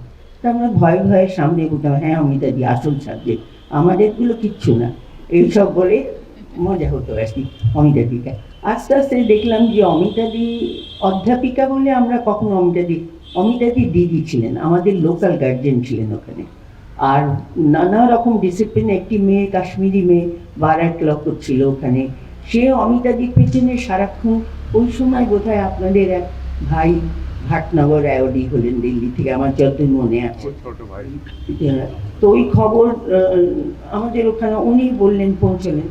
এখন তারপরে অমিতাদিকে আমরা সবাই ছেঁকে ধরলাম যে অত বড় একটা অ্যাওয়ার্ড পেয়েছে, আমাদের এখানে না খাওয়ালে আপনাকে ছাড়বো না। অমিতাদিকে ধরে জোর করে নিয়ে গেলাম। উনি প্রত্যেকটি মেয়ে, আমাদের দল সবাই ওনার চেয়ে আমরা 14 জুনিয়র ছিলাম, উনি প্রত্যেকটি মেয়েকে ভালোবাসতেন, শুধু বাসতেন না, প্রতি সন্ধ্যায় আমাদের নিজেদের যার যার সাবজেক্ট ছাড়া অন্য বিষয়ে, ইভেন লোকাল পলিটিক্স নিয়েও আমাদের আলোচনা হতো। সেই আলোচনাটা আস্তে আস্তে চোখে চোখে ঝগড়ায় পর্যবেক্ষিত হতো, ঝগড়া, ডিবেট, নানা রকম হয়ে সারা সন্ধে কাটতো। কিন্তু সবার শেষে সবাই খুব খুশি হতো, যে যার ঘরে আবার চলে যেত। এবং অনিমুক্তাদি প্রত্যেকের ঘরে ঢুকে খোঁজ নিতেন যে আমরা ঠিক আছে কিনা, কোনো অসুবিধে হচ্ছে কিনা, কোনো অসুবিধে হলে আমরা যেন ওনাকে মানে ডাকি, কোনো অসুবিধে। ওনার সঙ্গে মাঝে মাঝে আমরা কয়েকজন মিলে একটু বেরোতাম পার্কে ঘুরে, ওখানে একটু খাওয়া দাওয়া করে আবার ফিরে আসতাম। উনি বন্ধু, অভিভাবক সবই ছিলেন আমাদের। যে কিন্তু টিচার ছিলেন না বললে তখন আর ইকোনমিক্স আর মেডিসিন আর অন্যান্য সাবজেক্টের মধ্যে কোনো আমরা কথা তুলতামই না, খাওয়া দাওয়ার বেড়াবার সময়। বাকি ফিরে এসে আমরা ঝগড়া করতাম। তারপরে যে যার ফিরে, অমিতাদি চলে এসছেন আমাদের অনেক আগে। তারপর আমরা তখন ওখানে কাজ করছিলাম। তবু কাজ যেখানে করছিলাম ইয়র্কশায়ারে একটা জায়গায়, একসময় আমরা একটা ম্যারিড কোয়ার্টার গেছিলাম, ততদিন আমার বিয়ে হয়ে গিয়েছিল, তখন উনি সেই কোয়ার্টারেও এসেছিলেন। আরেকটা কথা উনি বলতেন, এসেছে আমি যতদূর সম্ভব পরিষ্কার করে আমার কোয়ার্টারটাকে গুছিয়ে সাজিয়ে সুন্দর করে, অমিতাদি যে ঘরে রাতে থাকবে ভালো, উনি সব দেখলেন, ঘুরে ঘুরে এসে দেখে বললেন একটা কথা বলি মনে রেখো। কি মনে রাখবো? না খুব একটা নিখুঁত হওয়ার চেষ্টা করো না। অমিতাদির কাছে এইটাই মানে আমরা এক্সপেক্ট করি। অমিতাদি যদি একটু গাল ধরে আদর করে আমরা পছন্দ করি না। ওই যে বকে যে উনি একটা শেখাবেন, সেইটা আমাদের কাছে একটা মানে ভীষণ আনন্দের ব্যাপার ছিল। তারপরে যখন কলকাতায় এসেছি তখনও উনি পার্ক সার্কাসেতে ডনবস্কো স্কুলের কাছে ফ্ল্যাটে, সেই ফ্ল্যাটে আমরা গেছি, জামাইবাবুর সঙ্গে আলাপ হয়েছে। জামাইবাবু অমিতাদি আমাদের বাড়িতে চোখে বাচ্চার কাছে বাড়িতে এসেছেন, সমানে একটা কানেকশন ছিল। তারপরে আমি আমার গভর্নমেন্ট সার্ভিসে এখানে ব্যস্ত হয়ে গেলাম, বা 2-3 আবার বিদেশে গেলাম। অমিতাদির সঙ্গে অনেকদিন দেখা হয়নি। তারপরে বহুদিন বাদে, ওনার তখন 100 বছর হয়নি, আমি এ বাড়িতে এসেছিলাম, আমরা ঘন্টা দিয়ে গল্প টল্প করেছিলাম। তারপরে আবার গ্যাপ, আবার খুঁজে খুঁজে ফোন নাম্বারটা নিয়ে একদিন আমি ফোন করলাম, তখন মধুমিতা ফোনটা তুলে বললো মা অসুস্থ। তারপরে আমি একটু আসতে চাই। কোনো বললো মা হয়তো চিনতে পারবে না আপনাকে। জানলাম তা হোক, আমি একটু দেখে চলে আসবো। তারপরে মধুমিতাই ফোন করে বললো মাকে বলা মাত্র, মা এমনি খুব একটা কথা বলছেন না এখন, কিন্তু আমি আপনার কথা বলা মাত্র বললো সিটিকের কে না চেনে, সবাই চেনে, আমি চিনি, তাহলে আপনি আসতে পারেন। তা আমি এসেছিলাম, তখন দেখে গেলাম। আবার আশ্চর্যভাবে উনি চলে যাওয়ার বোধহয় 1-7 আগে আরেকবার মধুমিতার সঙ্গে কথা হলো। মধুমিতা আমার একটা ছোটবেলার ছবি অমিতাদির সঙ্গে পাঠিয়ে দিয়ে বলেছিল ইজ দিস ইউ? তখন আমি বলেছিলাম যে হ্যাঁ আমি এটা। তারপরে বললো মার শরীর খারাপ, এরকম সেই খোঁজ নিলাম। তারপরে অমিতাদি চলে গেলেন। অমিতাদির সঙ্গে সম্পর্কটা একটা অদ্ভুত। উনি আমার টিচার ছিলেন না, উনি কোনোদিন অধ্যাপিকা বলে ওনাকে সেই রেসপেক্ট করিনি, কিন্তু মায়ের মতো দিদি, এইরকম একটা সম্পর্ক ছিল অমিতাদির সঙ্গে। আর আমার জীবনে আরেকজন ভদ্রমহিলার এসেছেন, ডক্টর অঞ্জলি মুখার্জি। উনি ছিলেন যে ইন্ডিয়ার মধ্যে প্রথম মহিলা সার্জন। তা আমি অমিতাদি আর অঞ্জলিদিকে মাঝে মাঝে গুলিয়ে ফেলি। দুজনেই আমার জীবনে, দুজনের ভীষণ ইনফ্লুয়েন্স আছে। এইখানে আমি শেষ করছি। নমস্কার। যে জিনিসটা এর আগে আর কেউ অতটা বলেনি, এইটা স্মৃতিদি বললেন, এটা যে বলাতে আমার মনে হলো যে মা ভীষণ আর্গুমেন্টেটিভ ছিলেন, ভীষণ তর্ক করতে ভালোবাসতেন, বিভিন্ন জিনিস আলোচনা করতে ভালোবাসতেন, আর পলিটিক্স নিয়ে প্রচণ্ড ইন্টারেস্ট ছিল, সেটা নিয়ে আলোচনা করতে সবচেয়ে বেশি ভালোবাসতেন। এরপরে আমি নীলাঞ্জনাকে রিকোয়েস্ট করছি আবার একটা কবিতা। এই নীলাঞ্জনা হচ্ছে আমাদের পাড়ার মানে গীতামাসি আর মা খুব বন্ধু ছিলেন এই পাড়ায়, এবং নীলাঞ্জনা হচ্ছে গীতামাসির পুত্রবধূ এবং আমার বন্ধু। আর যে কবিতাটা নীলাঞ্জনা পড়বে সেটা মার খুব প্রিয় কবিতা ছিল, সেই জন্য আমি ওকে অনুরোধ করেছি। আমি পড়ছি পুনশ্চ কাব্যগ্রন্থ 1339 বঙ্গাব্দে প্রকাশিত পুনশ্চ কাব্যগ্রন্থের একটি কবিতা সাধারণ মেয়ে। আপনাদের অনেকেরই জানা, দীর্ঘ একটি কবিতা, আমি একটু সম্পাদনা করার চেষ্টা করেছি। আমি অন্তঃপুরের মেয়ে, চিনবে না আমাকে। তোমার শেষ গল্পের বইটি পড়েছি শরৎবাবু, বাসি ফুলের মালা। তোমার নায়িকায় লোকেশীর মরণ দশা ধরেছিল 35 বছর বয়সে। 25 বছর বয়সের সঙ্গে ছিল তার রেশারেশি। দেখলেন তুমি মহোদাশয় বটে, জিতিয়ে দিলে তাকে। নিজের কথা বলি, বয়স আমার অল্প, একজনের মন ছুঁয়েছিল আমার এই কাঁচা বয়সের মায়া। তাই জেনে পুলক লাগতো আমার দেহে। বলে গিয়েছিলেন অত্যন্ত সাধারণ মেয়ে আমি, আমার মধ্যে এমন হাজার হাজার মেয়ে আছে। অল্প বয়সের মন্ত্র তাদের যৌবন। তোমাকে দোহাই দিই, একটি সাধারণ মেয়ের গল্প লেখো, বড় কষ্ট তাদের। তারও স্বভাবের গভীরে অসাধারণ কিছু যদি তলিয়ে থাকি কোথাও, কেমন করে প্রমাণ করবে সে? এমন কজন মেলে যারা ধরতে পারবে? কথাটা কেন উঠল বলি। মনে করো, তার নাম নরেশ। সে বলেছিল কেউ তার চোখে পড়েনি আমার মতো। এত বড় কথাটা বিশ্বাস করব যে সে সাহস নেই, না করব যে এমন জোর কই। একদিন সে গেল বিলেত। চিঠিপত্র পাই কখনো বা, মনে মনে ভাবি রাম রাম, এত মেয়েও আছে সে দেশে, এত তাদের ঠেলাঠেলি ভিড়, আর তারা কি সবাই অসামান্য?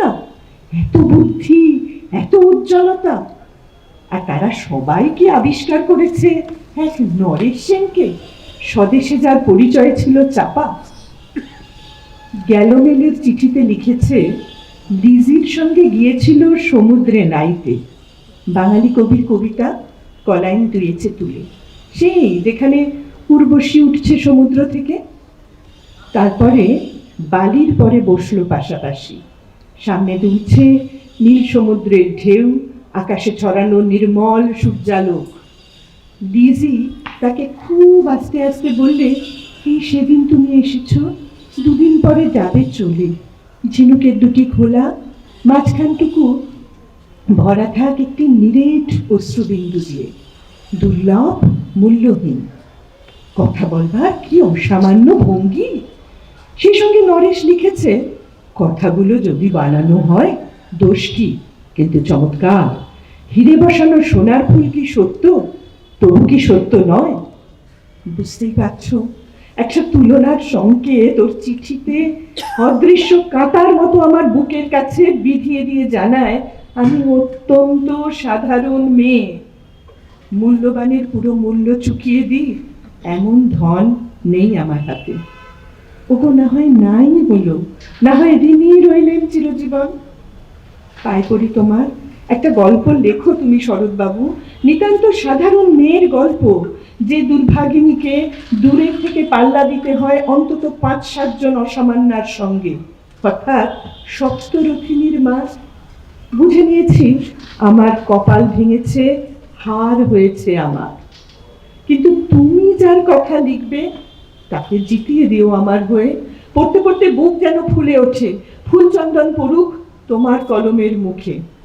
তাকে নাম দিও মালতী, ওই নামটা আমার, ধরা পড়বার ভয় নেই। এমন অনেক মালতী আছে বাংলাদেশে, তারা সবাই সামান্য মেয়ে। কি করে জিতিয়ে দেবে? রাখো না কেন নরেশকে 7 বছর লন্ডনে, বারে বারে ফেল করুক তার পরীক্ষায়। আদরে থাক আপন উপাসিকা মণ্ডলীতে। ইতিমধ্যে মালতী পাশ করুক এমএ কলকাতা বিশ্ববিদ্যালয়, গণিতে হোক প্রথম তোমার কলমের এক আচরে। কিন্তু ওইখানে যদি থাকো, থামো, তুমি তো কৃপণ নও বিধাতার মতো। মেয়েটাকে পাঠিয়ে দাও ইউরোপে, সেখানে যারা জ্ঞানী, যারা বিদ্বান, যারা বীর, যারা কবি, যারা শিল্পী, যারা রাজা, দল বেঁধে আসুক ওর চারদিকে। জ্যোতির্বিদের মতো আবিষ্কার করুক ওকে, শুধু বিদুষী বলে নয়, নারী বলে। মালতীর সম্মানের জন্য সভা ডাকা হোক না, বড় বড় নামজাদাদের সভা। মনে করা যাক সেখানে বর্ষণ হচ্ছে মুষলধারে চাটুবাক্য, মাঝখান দিয়ে সে চলেছে অবহেলায়, ঢেউয়ের উপর দিয়ে যেন পালের নৌকো। ওর চোখ দেখে ওরা করছে কানাকানি, সবাই বলছে ভারতবর্ষের সজল মেঘ আর উজ্জ্বল রৌদ্র মিলেছে ওর মোহিনী দৃষ্টিতে। নরেশ এসে দাঁড়াক সেই কোণে, আর তার সেই অসামান্য মেয়ের দল। আর তারপরে আমার নোটে 7টি মুড়লো, স্বপ্ন আমার ফুরালো। হায়রে সামান্য মেয়ে, হায়রে বিধাতার শক্তির অপব্যয়। এই কবিতাটা কিন্তু মার গলায় আমি অনেকবার শুনেছি, যেহেতু মা মানে এই কবিতাটা খুব ভালোবাসতেন। এরপরে আমি বলবো সৌমেনদাকে আসতে, সৌমেন শিকদার, প্রফেসর সৌমেন শিকদার। সৌমেনদা মার ছাত্র ছিলেন এবং সৌমেনদা আমার কলকাতা বিশ্ববিদ্যালয়ে আমার টিচারও ছিলেন। তো সেই সময়কার কথা আর কি, প্রেসিডেন্সির কথা। ওই সময়টাতে আমরা আসছি। I was actually debating with myself whether to speak in Bangla or in English. But then I remembered what settled the issue is I remembered my father's stricture. He was a professor of English literature, but a strict professor. Not only a strict man in the college, but domestically also. And I remember him telling us, me and my sister, that even if a single person in the audience is there who doesn't know Bangla, you should not use Bangla. So I remember him. So I decided to speak in English. Yeah, okay. Well, he is no more here, but I keep obeying him. He was really strict as a father. Okay. Anyway, so as Madhumati has said, that I have this unique distinction of being a student of Amita Dutta, her mother, and I also taught her for a few months at Calcutta University. I was a young lecturer then, way back, and for a few months, for 6 months or so, I taught there, and then went to the United States for higher studies. So this is unique. So, and I have been in touch with Madhumati for not continuously, but without any long breaks. Okay, I entered Presidency College in 1971. I didn't know that she was also, I didn't know that she had joined in 1969, that I heard today. So it was 1971, and in our first year, she taught us part of microeconomics, theory of the firm, cost curves, production decisions, and so on. Then during the second year, no lectures from AD. In the third year, she came back to teach part of what is called trade theory, theory of international trade. That was her actual area of specialization. Because Harry Johnson was a very famous international trade theorist, and we know about, of course, his work in international trade theory, and Harry Johnson was on our reading list, right? Momota will remember. So we got to know this, that Amita Di had done her PhD with Harry Johnson. So we were very impressed. But we were also a bit scared of her, right? She was also strict. Anyway, it was fine.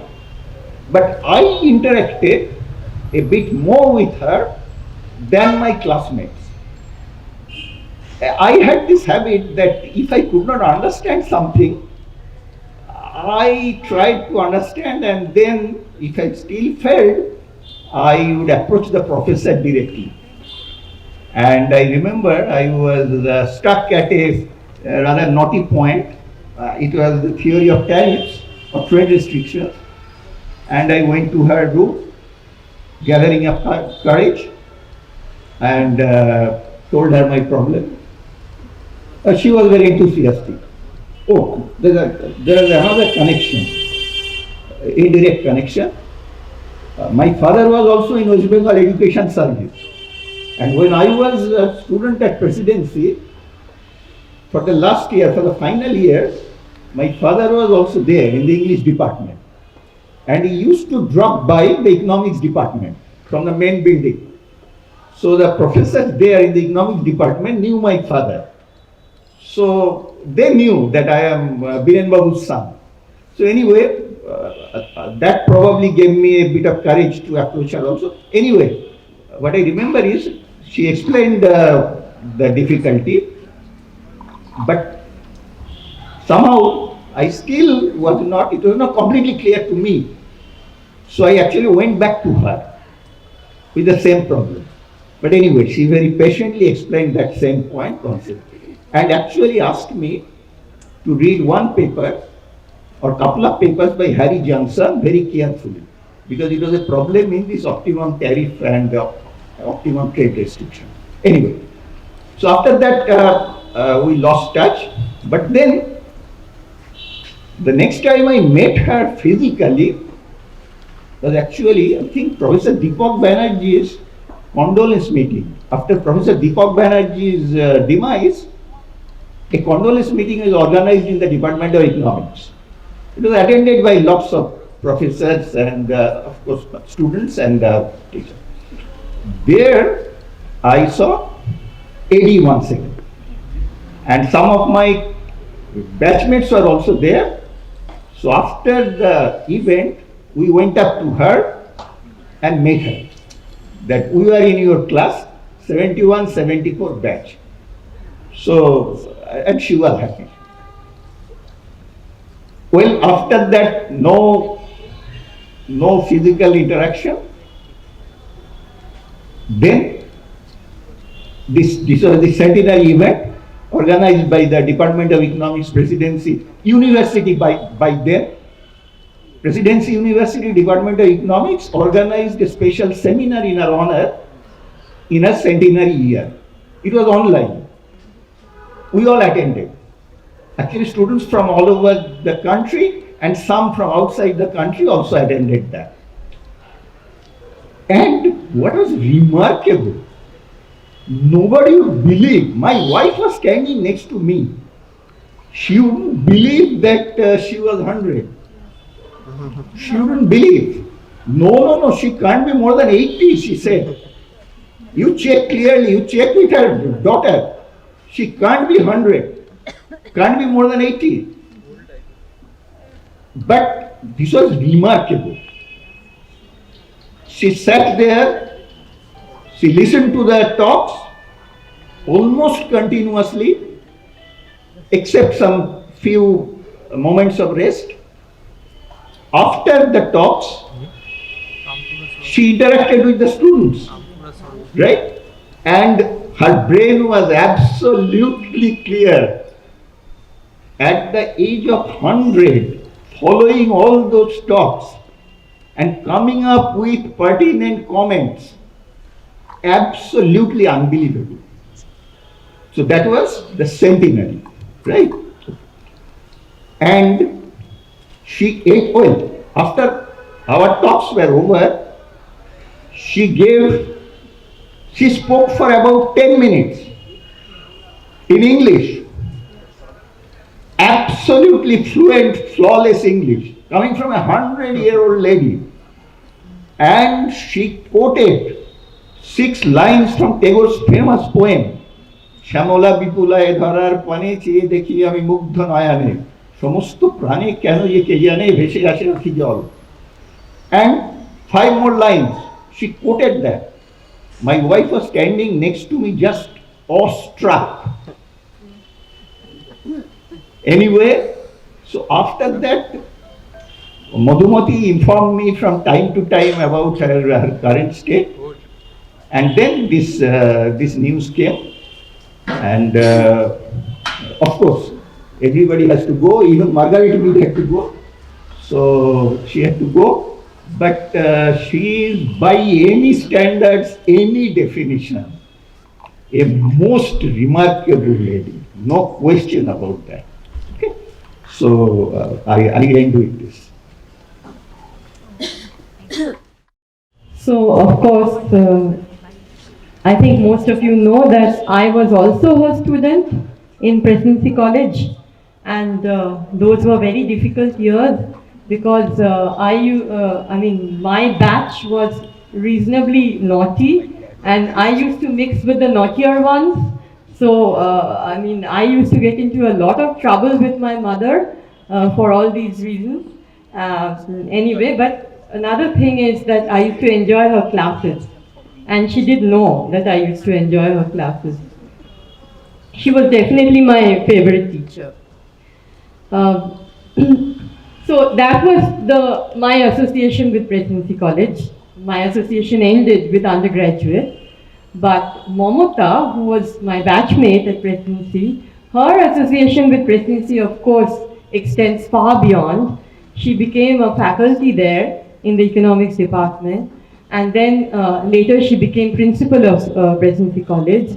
So, because my mother was one of the few women teachers in her time, so my Mamata therefore I think holds my mother in she has a special kind of connection with my mother. So I would request Mamata to come and speak. এমন এক একটা দিনে আমরা অনেক বছর পিছিয়ে যাই। আজ আমি কিন্তু শুরু করব আমাদের অত্যন্ত শ্রদ্ধেয় প্রয়াত অধ্যাপক অমিতা দত্তের পুণ্যস্মৃতিতে প্রণাম জানিয়ে। শুনলাম উনি বিশ্বাস করতেন না, কিন্তু আমরা এখানে যারা যারা আছি তার স্মৃতিটা আজকে এত জীবন্ত হয়ে উঠেছে, এই প্রণামটা না জানিয়ে পারছি না। সোমেনদা বলেছেন এর আগে, সরি আমি বাংলায় বলছি, সেটা খুব কাছের মনে হয়, সরি, প্লিজ এক্সকিউজ।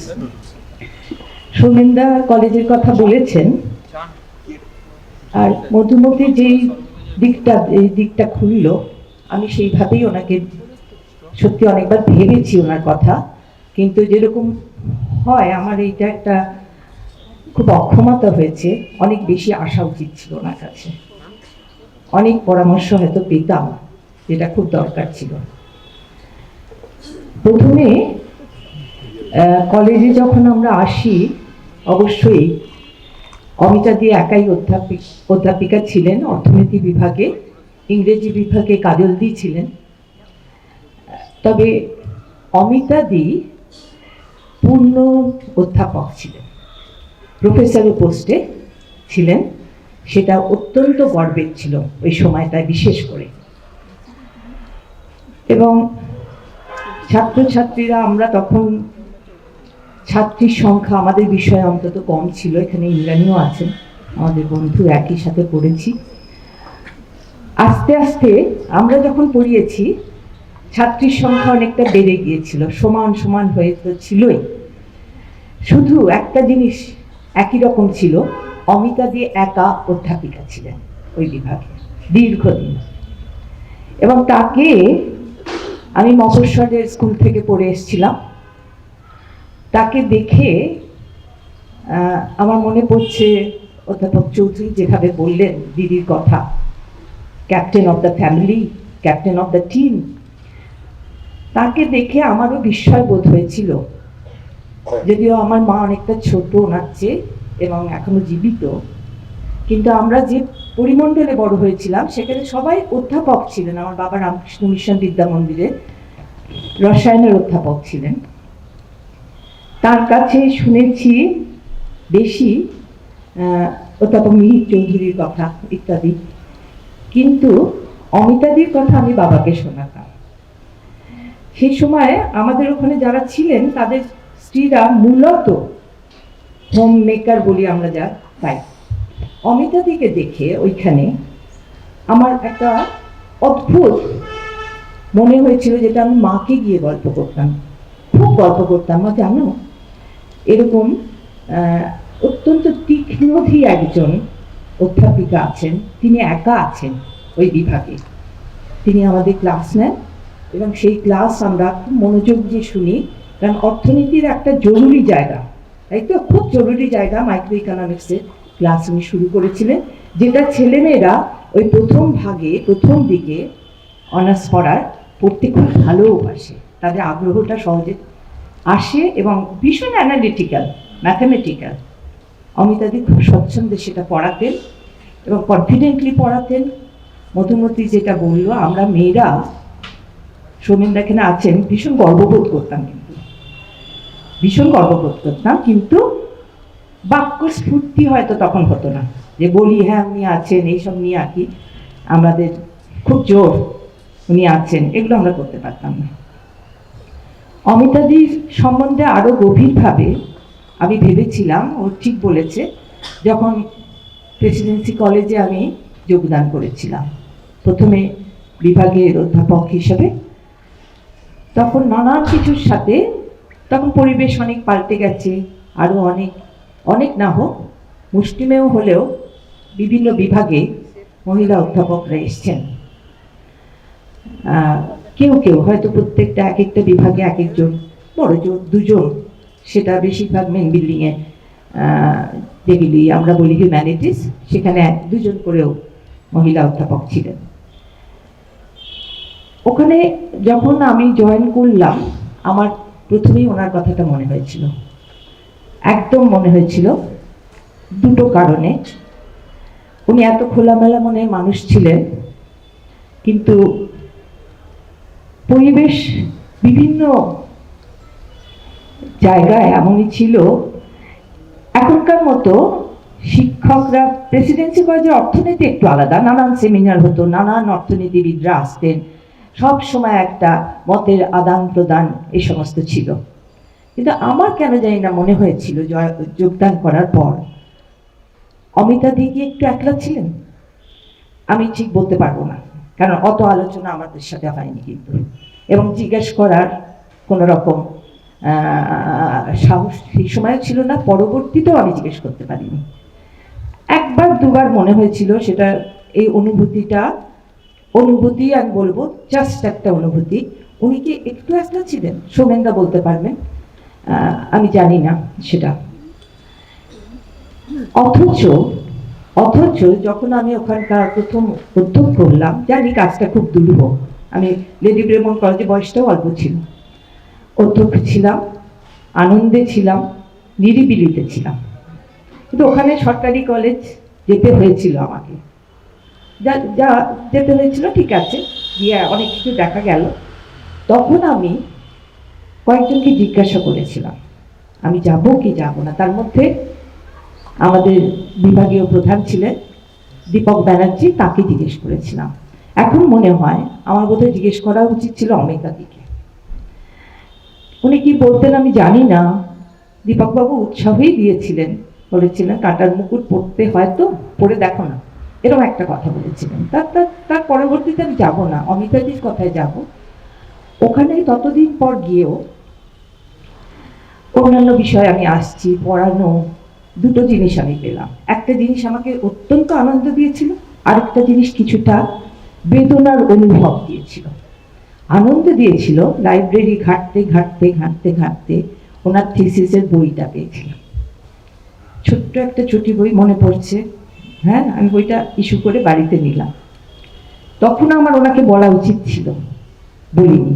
পড়ে যে কতটা ভালো লেগেছিলাম আমার যতদূর মনে হচ্ছে ইন্টারন্যাশনাল ট্রেডের ওপরেই অবশ্যই, কিন্তু পুরো ডেটাটা যতদূর মনে পড়ছে শ্রীলঙ্কা থেকে নেয়। So far I remember. আমার তারপর আর দীর্ঘদিন ওই বইটা দেখার পড়ে ভীষণ উৎসাহিত হয়েছিলাম এবং অত্যন্ত আনন্দ পেয়েছিলাম, কিন্তু বলা হয়নি। এই যে এই না বলা কথাগুলো আজকে বসে বসে আমাকে, উনি তো বেঁচে অনেক দিন বেঁচে ছিলেন এবং সময় দিয়েছিলেন অনেক কিছু জানবার ওনার কাছ থেকে। 69-এ উনি অত সাহসী মহিলা ছিলেন, প্রেসিডেন্সিতে জয়েন করেছিলেন। সেই সময়টা খুব উত্তাল সময় ছিল, যারা জানেন। সেই সময় উনি ওখানে গিয়ে জয়েন করলেন। উনি বলেননি কিন্তু না আমি ওখানে যাব না, কারণ সরকারি কাজে বিভিন্ন অপশন থাকে, কলেজ থাকে, উনি যেতে চাননি। প্রেসিডেন্সিতেই জয়েন করলেন, খুব উত্তাল সময়। তার এই সাহসটা যখনই আমিও অসুবিধায় পড়েছি, পরবর্তীতে প্রিন্সিপাল হিসেবে চালাতে গিয়ে ইলেকশন যখন হতো, তখন একটা চেঞ্জের সময়, মানে ইলেকশন চলে যাবে, অতএব তাদেরও একটা ইচ্ছা থাকতো যে তাদের ছাত্র সংগঠনটা জিতুক, জিততে না পারলে একটা অসুবিধার ব্যাপার হতো, মারপিট ইত্যাদি। আমার কিন্তু মনে হতো যে ওই সময় তো মুষ্টিমেয় হলেন কয়েকজন, দুজন অধ্যাপিকা, তারা তো সাহস করে কলেজে গেছেন, এসছেন, পড়িয়েছেন, একটুও দমে যাননি। আমরা সোমেনদার কিছুদিন পরে জয়েন করেছি 74 সালে, তখন ওনাকে ফুল ফ্লেজেড একেবারে, মানে ওখানে কনফিডেন্ট একজন অধ্যাপিকা হিসেবে আমরা পেয়েছি। অনেকটা ঝঞ্ঝাটের সময় পেরিয়ে এসে, নকশাল আমলে প্রেসিডেন্সির অবস্থা কিরম ছিল অনেকেই জানেন, এখানে আছেন। অমিতাদের এই সাহসটা আজকে যেটা শুনলাম আমি, সেই সাহসের একটা দীপ্তি ওনার চোখে ছিল। বুদ্ধি অনেকেরই থাকে, বুদ্ধির দীপ্তি থাকে, বুদ্ধির কথা অনেকেই বলতে পারেন, কিন্তু ওই ব্যক্তিত্বের মধ্যে বুদ্ধির সাথে সাহস এতটা জুড়ে ছিল যে উনি অনন্যা হয়েছিলেন। দেখেই বোঝা যেত, ছোটোখাটো, কিন্তু দেখেই বোঝা যেত যে ইনি একটু আলাদা, একদম আলাদা। আমার বেদনাটা কেন হয়েছিল, ওই বইটাতে অসম্ভব আনন্দ হয়েছিল। বেদনাটা কেন হয়েছিল, আমরাও যখন জয়েন করেছি ওই বিভাগে, এই কথাটা বলছি আমি, ওই বিভাগে শিক্ষিকাদের জন্য কোনো ওয়াশরুম ছিল না। হ্যাঁ, বেশ যুদ্ধ করে আমি একটা কাটিয়েছিলাম। সোমেনদা, আপনাদের রাগ হয়েছিল কিনা আমি জানি না, আপনারা প্রায় যেতেন, কারণ ছেলেদের ওয়াশরুম থেকে কাটিয়ে একটা ছোট পার্ট, বেশ যুদ্ধ। কিন্তু আমার তখনও মনে হয়েছিল, প্রোটেস্টেড না, সবাই কোঅপারেট করেছিলেন বলেই পারা গিয়েছিল, কিন্তু মনে হয়েছিল যে অমিতা দিকে খুব অসুবিধা করেছে, খুব অসুবিধা করেছে। এই কথাটা তখনও আমার, ওই কথাটা মনে হয়েছিল যখন নিজেদের অসুবিধাটা বোধ করছি, তখন ওনার কথাটাই মাথায় এসেছিল। একমাত্র উনি হয়তো শুনলে ওই কাজটা করেছো ভালো কাজ বলতেন, নিশ্চয়ই বলতেন, কিন্তু তখনও বলবার এইসব কথা, এখন উনি চলে গেছেন, মনে আসছে ওনার কষ্টটার কথা। এই দিকটা একটা অনেকক্ষণ থাকতেন ওরা, কলেজে ছাত্রদের জন্য থাকতেন। কখনো দেখিনি যে 10টা খুব পরে গিয়ে একদম আগে বেরিয়ে গেছেন ছাত্রছাত্রী। অদ্ভুত একটা পরিবেশ ছিল, তার মধ্যে আজকে যাব না, কারণ এই পরিবেশগুলো ওরা তৈরি করেছিলেন, নার্চার করেছিলেন, যেটা আমরা পারি না সবসময়। তারপরে সৌমেনদা অনেক ডিটেলে বললেন 100 বছরের কথা। 100 বছরে একটা কথা আমার মনে আছে, এত পূর্ণ একটা জীবন, এত উজ্জ্বল মেধার একটি জীবন, এবং তিনি দিদি হিসাবে সফল আমি বলবো, আমরা সেটাও সবসময় পারি না, মা হিসাবে তো বটেই, দুজনেই অত্যন্ত সফল সুন্দর মানুষ আমার পুত্র কন্যারা।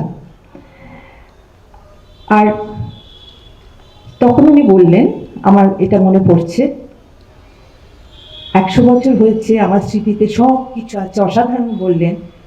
আমি হিসাব করছিলাম 43 বছর ওনার অবসর জীবন প্রায়, আর উনি 37 বছর কর্মজীবন, মানে অবসর জীবন কর্মজীবনের চেয়ে বেশি, আমার রাফ হিসাব যেটা আসছিল।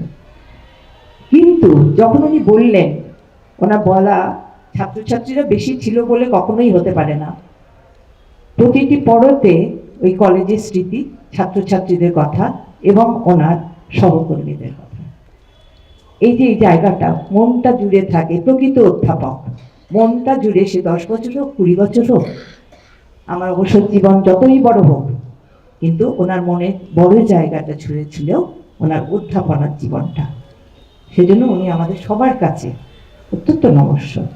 উনি বললেন একটা কথা, যে বেশি দিন এত বেশি বাঁচা বোধহয় ভালো না। এই কথাটা আমার মনে হচ্ছে উনি বলেছিলেন, নিশ্চয়ই, না তো মনে হবে কেন, বলেছিলেন। আমার কেন সবারই তখন মনে হয়েছিল উনি আরো অনেক দিন থাকুন, এত ঝকঝকে, যেটা 80 বছর মনে হয় যাকে দেখে। বয়সটা তো ওনার না শরীরে, মনে এবং মস্তিষ্কে একেবারেই না। উনি যতদিন থাকবেন ততদিনই মঙ্গল, কারণ একটা উজ্জ্বল সময় প্রেসিডেন্সি কলেজের, ভারী উজ্জ্বল সময়, ভারী ভালো ভালো ছাত্রীরা বেরোচ্ছে তখন, এবং বহু বিশ্বখ্যাত অর্থনীতিবিদদের যাতায়াত তাদের জন্যই হতো, তাদের উৎসাহী হতো। সেই স্মৃতিটা, সেই ধরে রাখাটা, সেরকম মানুষ কজন আছে না। দীপকবাবু চলে গেছেন, মিহিরবাবু আছেন ঠিকই, কিন্তু আমাদের আরও অনেকে চলে গেছেন। অমিতাদি অনেক দিন থাকুন, কারণ প্রেসিডেন্সি কলেজ আর অধ্যাপিকা, মহিলা শিক্ষিকা, এই দুটির মধ্যে উনি প্রথম একটা যোগসূত্র দাঁড় করিয়েছিলেন। এটা কিন্তু ভীষণ কঠিন কাজ, কারণ অতদিন পর অধ্যাপক হিসাবে আমার অসুবিধা হয়নি, অসুবিধা হয়েছে কিন্তু অধ্যক্ষা হিসাবে। এবং পরবর্তীতে আমি শুনেছি, কোনো কোনো ক্লাসে জিজ্ঞাসা করা হয়েছিল, একজন মহিলা যদি অধ্যক্ষ হয় এই এত বছরের কলেজে, যেখানে অমুকে তমুকে তমুকে পাশ করেছে, যেটা কেমন লাগবে তোমাদের? সে ছাত্ররা এসে তো অনেক কিছু বলে দেয়, তারাই বলেছিল।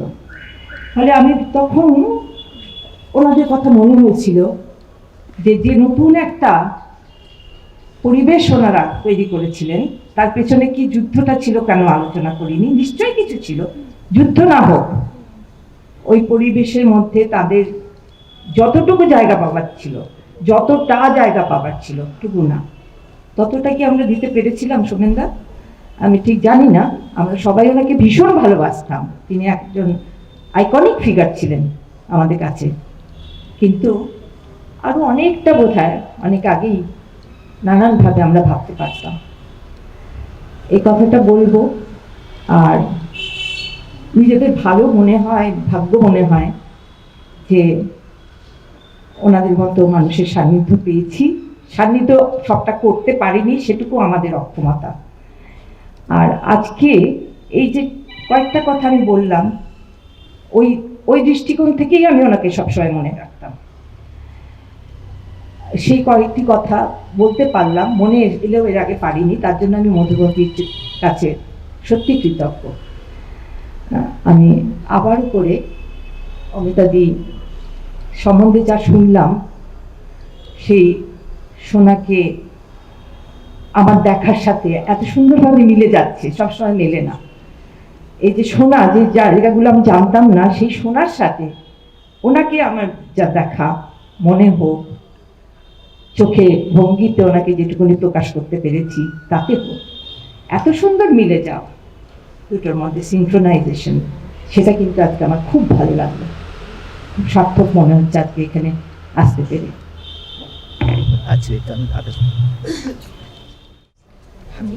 মা তো অবশ্যই মেয়েদের কথা ভাবতেন খুব, এবং মেয়েদের স্বাবলম্বী হওয়ার কথা ভাবতেন। সেহেতু সেই হিসেবে আমি তো মনে করি ফেমিনিস্ট ছিলেন। কিন্তু এটাও সত্যি যে মা নিজে কি ফেস করেছেন, এটা তো মমতা যেমনি বললো, সেরকম আমরা মেয়েরা যারা চাকরি করেছি, মানে বিশেষ করে এমন জায়গায় যেখানে বেশিরভাগ আমাদের কলিগরাই হচ্ছে পুরুষ, সেখানে আমরা প্রত্যেকেই হয়তো অনেক রকমের অসুবিধে ফেস করেছি। কিন্তু মা ওই নিজের যে অসুবিধেগুলো, সেগুলো নিয়ে বেশি বলতে পছন্দ করতেন না, কিন্তু আমি জানি যে সেগুলো মার ফেস করেছেন সেই সমস্ত। এরপরে একটা গান শুনবো আমরা, মার একমাত্র নাতনি এবং খেলার সাথী প্রকৃতি, ওর গলায়। এই দিদুর সাহসের কথা অনেকে এখানে বলেছেন।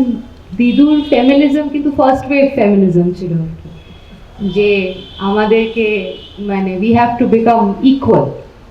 অ্যান্ড দিদুর একটা খুব ভালো কথা ছিল যে সব ম্যাসকুলিন মানে কোয়ালিটি কেন আমরা নেব, যে বাজে যে কোয়ালিটিগুলো, the bad qualities of men, those we will not take, but we will take the good qualities and we will move ahead. এই ধরনের আমি একটা ছোট লেখা লিখেছি দিদুকে নিয়ে, কিন্তু আমি ইংরেজিতে লিখেছি। আমি বাংলায় খুব স্বাবলম্বী নই। হ্যাঁ, what makes a mother or a grandmother a grandmother? Science tells us that we women exist as ova inside the uterus of our mothers when they are fetuses inside our grandmothers. And thus, the story of matriarchy begins. The first ever memory that I have of my grandmother distinctly is of her waking me up at 7 a.m. in the morning with amazing zest, asking me to go on a walk with her. It was a crisp winter morning, and I was probably 4 years old at that time, and I did not want to leave the comfort of my blanket. I used to tell her, I am your tail, আমি তোমার ল্যাজ, কারণ আমি সবসময় দিদুর আঁচল ধরে ঘুরে বেড়াতাম ছোটবেলায়। Because I would often be found clasping the end of a sari. She never met me without a smile, even if I had been naughty. A significant amount of my childhood has been spent in this house under her care. She took utmost care of my education. যেই এডুকেশনে উনি, এখানে অনেকেই আছেন যাদের এডুকেশনে উনি involve ছিলেন। and made me understand the value as well as the fun in it. She frequently solved my computer equations in middle school, which I could not solve myself. She refused to be rushed, took her time, and still finished the problem with time to spare. I remember how much time she took in forming each letter of her cursive handwriting, as if each letter was an essential part of her character and conviction.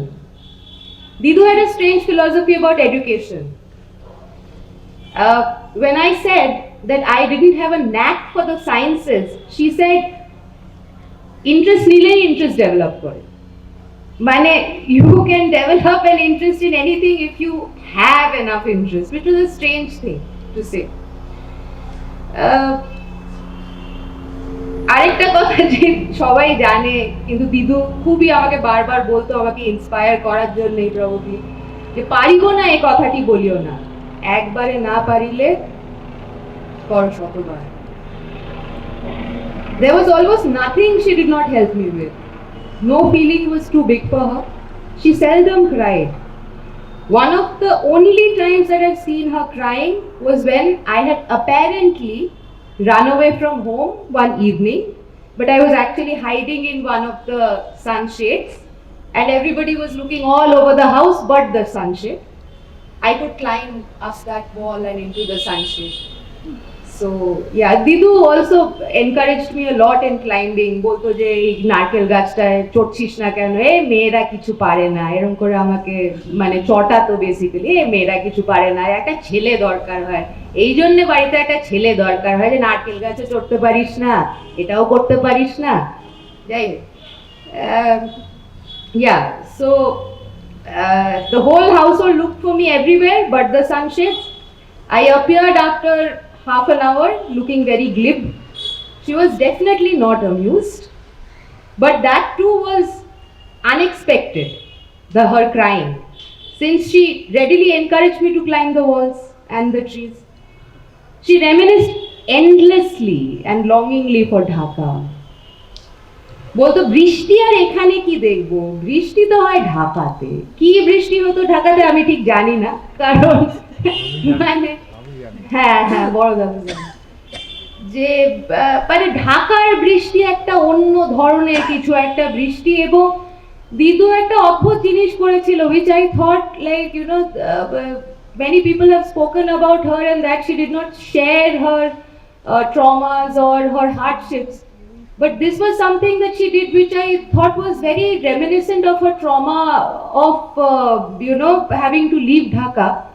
She did not speak to her children or her grandchildren in Bengal, and which was very evidently of the pain of separation from her motherland.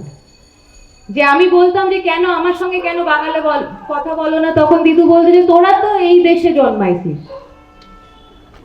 তোদের সঙ্গে কেন কমু. Into with her brothers and sisters and at times with Mamu she used to speak in Bangla.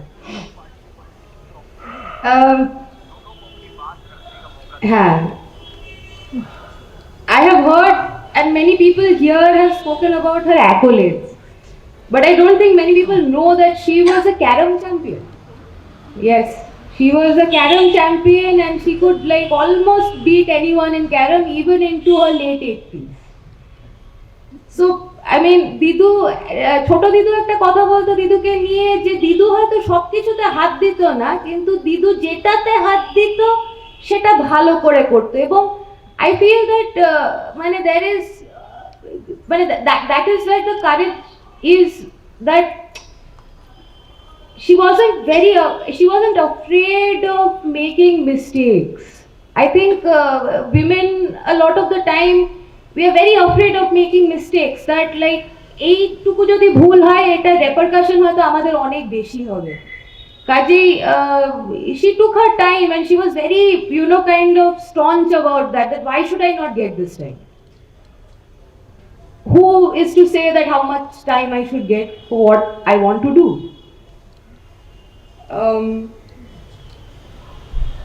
হ্যাঁ মানে আমার বন্ধু বান্ধব সবাইকে ক্যারমে হারিয়ে দিতেন। এবং মানে আমার বন্ধু বান্ধবরা মানে এত রেমিনিস করে এই জায়গাটা নিয়ে, কারণ আমার বন্ধু বান্ধবদের ছোটবেলাটাও এখানে অনেকটা কেটেছে এই বাগানে। এবং দিদু খুবই মানে এতটা ওয়েলকামিং ছিল to my friends also, that they spent an amazing time in her company also. But coming back to the rains, monsoon was her favorite season. আজকেও একটু টিপ টিপ করে বৃষ্টি পড়ছিল বিকেল বেলা। And this house, this veranda was built for her to see the coming of the rains. And she was frequently found sitting outside gazing at the first storm of the season, the Kal Boishakhi. It is too hard and too painful to think about her for me today, and what she has added to my life and what I have lost. I existed before she knew I existed, and our love story was one that even her children envied. And I was and will always be her one and only Shonamon. I will sing a part of a song because I'm too afraid to sing the whole thing.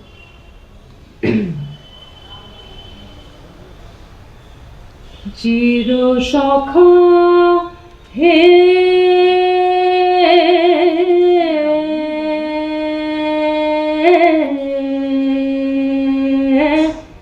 chero na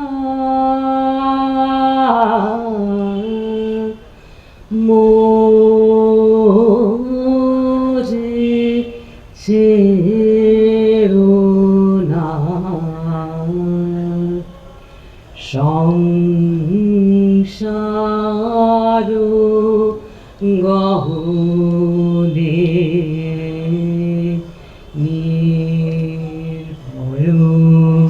নির্ভর নির্জন সজনে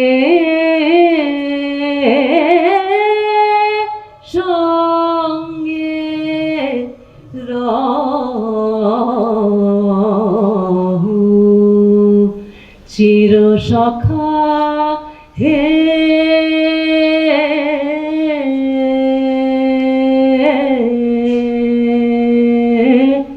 ছেড়ো না মোরে ছেড়ো না।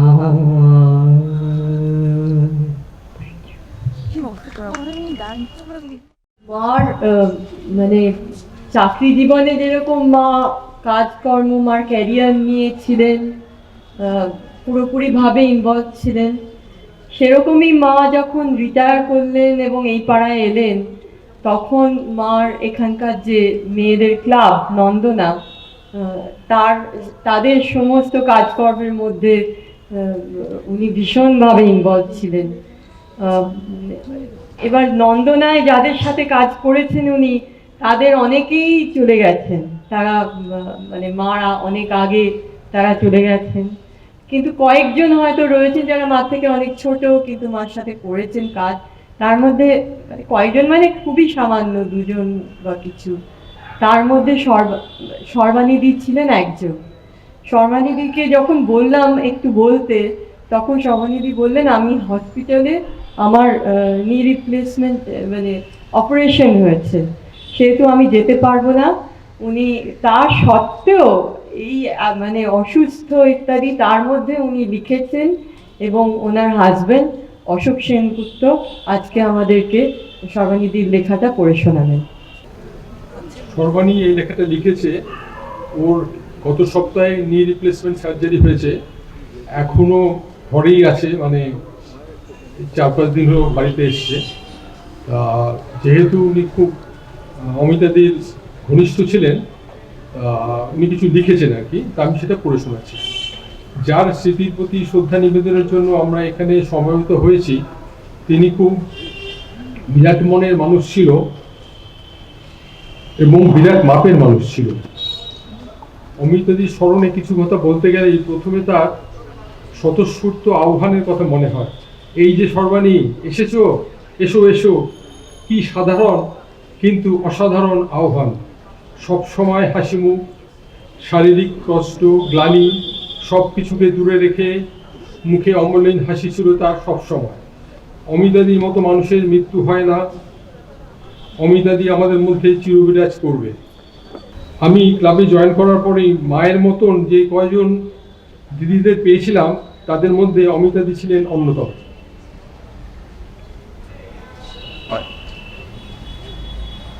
আমরা Regent এস্টেটে এসেছি প্রায় 32 বছর হলো। তার মধ্যে 2002 সাল থেকে নন্দনার সাথে জুড়ে গেলাম। প্রথমে গীতাদি নিয়ে এসেছিলেন আমাকে অমিতাদির বাড়ি, তারপর এই বাড়িটা দিয়ে কত এসেছি বলতে পারবো না। রিজেন্ট এস্টেট আর অমিতাদি যেন একাকার হয়ে গেছিল। এত বড় অধ্যাপিকা, এত তার জ্ঞানের ভাণ্ডার, আমার মতো ক্ষুদ্র জ্ঞানের মানুষকে এত আপন করে নিয়েছেন যে সেটা ভাবা যায় না। না মিশলে জানতেই পারতাম না উনি কত বড় মাপের লোক ছিলেন। অমিতাদি রিটায়ার করার পর রিজেন্ট এস্টে এসেছেন আর আমাদের এত ভালোবেসেছেন এবং পাড়াটাকেও ভালোবেসেছেন, এবং আমি তার অনেক ভাগ পেয়েছি। 2-3 দিন হলেই ফোন করতেন, সর্বাণী কেমন আছো, বলতেন পাড়ার নিউজ দাও। অমিতাদির জন্যই আমাদের নন্দনা এত সুন্দর করে মাথা উঁচু করে দাঁড়িয়ে আছে। এক দিন 2-3 ঘন্টা গল্প করতাম, ফোনে তো 1-1.5 ঘন্টা কোথায় কেটে যেত মনেই হতো না। ওনার নিজের কথা বলতেন, পরিবারের কথা বলতেন এবং আমার কথাও শুনতেন। এত সুন্দর বাগান আর ড্রাইভওয়ে দিয়ে আমি বলতাম তোমার বাড়িতে এলে আমার মন ভালো হয়ে যায়। গীতাদি, নিতাদি, মমতাদি, মঞ্জুদি সকলের বাড়ি দেখলেই আমাদের মন ভালো হয়ে যায়। তোমার হাত ধরে আমি সৈয়দ মুস্তফা আলী পড়তে শিখলাম। উনি বলতেন সৈয়দ মুস্তফা আলীর কথা, ওনার বই পড়ো, অনেক কিছু জানতে পারবে। লাইব্রেরি থেকে প্রতি সপ্তাহে বই এনে দিতাম। আমি যেই বইগুলো আনতাম উনি আবার সেই বইগুলোই পড়তেন এবং দুজনে মিলে অনেক গল্প করতাম। শিষ্যন্দীর মানব জীবন নিয়ে কত কথা উনি বলতেন। বেশ কয়েক বছর ধরে বই এনে দিতাম, আবার বদলে দিতাম। অদ্ভুতভাবে আমাদের জিজ্ঞাসা করতেন তুমি কি বই পড়লে সর্বাণী, সেই বইটা এনে দাও। প্রচেত গুপ্ত, বাণী বসু, সুচিত্রা ভট্টাচার্য, সরঞ্জিৎ ভট্টাচার্য ইত্যাদি। বলতেন মেয়েদের জন্য ফিটনেস সেন্টার করো, স্পোকেন ইংলিশে ক্লাস করো। রিজেন্ট এস্টেট নিয়ে খুবই ভাবতেন। 2019 সালে আমাদের লাইব্রেরিতে 26 জানুয়ারি ফ্ল্যাগ হোয়েস্টিং হবে। উনি ফ্ল্যাগ হোয়েস্টিং করবেন ঠিক হলো। কি করে আসবেন ভাবনা হলো। আমি বললাম আমি নিয়ে আসবো তোমাকে। তখন অমিতাদু সবসময় বলতেন তুমি সর্বাণী কেন গাড়ি চালাতে জানো না, তোমার কর্তা গাড়ি চালাবে, আমার সেটা ভালো লাগে না। ফেরার সময় আমাকে বলতেন চলো সর্বাণী সারা রিজেন্ট এস্টেট একটু ঘুরে বেরিয়ে আসি। এগলি সেগুলি ঘুরে পুকুর পাড় ধরে বাড়ি ফিরলাম। কি খুশি যে হয়েছিলেন। যখন ক্লাবে আসার কথা হতো আমার সাথে আসতেন। একদিন অমিতাদি, গীতাদি মিলে আমরা জিডি মিলা সভাঘরে গেলাম গান শুনতে। আবার সৌমিত্র চট্টোপাধ্যায় অভিনীত শেক্সপিয়ারের কিং লিয়ারের ফার্স্ট শোতে আমরা দেখতে গেছি রবীন্দ্রসঙ্গীত। 2020 সালে অমিতাদির জন্মের 100 পালন হলো আমাদের নন্দনাতে। সেদিনও এলা আমাকে এগিয়ে দিল কিছু বলতে, আবার আজও মধুবতী বলল একটু কিছু বলতে। 1919 সালে ফেটের পরে আমাদের বললেন সর্বাণী চলো বেড়াতে যাই কোথাও। কোথায় যাব অমিতাদি, কোথায় যাই, গঙ্গার পাড়ে যাবে বলে ঠিক হলো। মমতাদি বাড়ি গেলাম সব বলতে। মমতাদি খুশি হলেন। উদিতা অ্যাপার্টমেন্টে খুব খুশি হচ্ছে, ওখানে গেলাম। উনি সাইকেল চালাতে জানতেন, যেটা আগেই বলা হয়েছে। গাড়ি চালাতে জানতেন। এত রসিক, এত জ্ঞানীগুণী মহিলা ছিলেন। রিজেন্ট এস্টেটের আমাদের গর্ব ছিল। মাঝে মাঝে বলতাম নর্মাদি, অমিতাদি, নির্মলা সীতারামন কি ঠিক কাজ করছেন? উনি বলতেন ঠিকই তো করতে চালাচ্ছে। আবার সেই নিয়ে কথা বলতেন। রিজেন্ট এস্টেটে 2টো পুজো হতো। উনি বলতেন 2টো পুজোতেই আমি সমান চাঁদা দেবো। আমাদের রিজেন্ট এস্টেট অ্যাসোসিয়েশনের বাড়ি হবে, ওনার কাছে গেলাম, উনি উপদেশ দিলেন এবং হেল্প করলেন।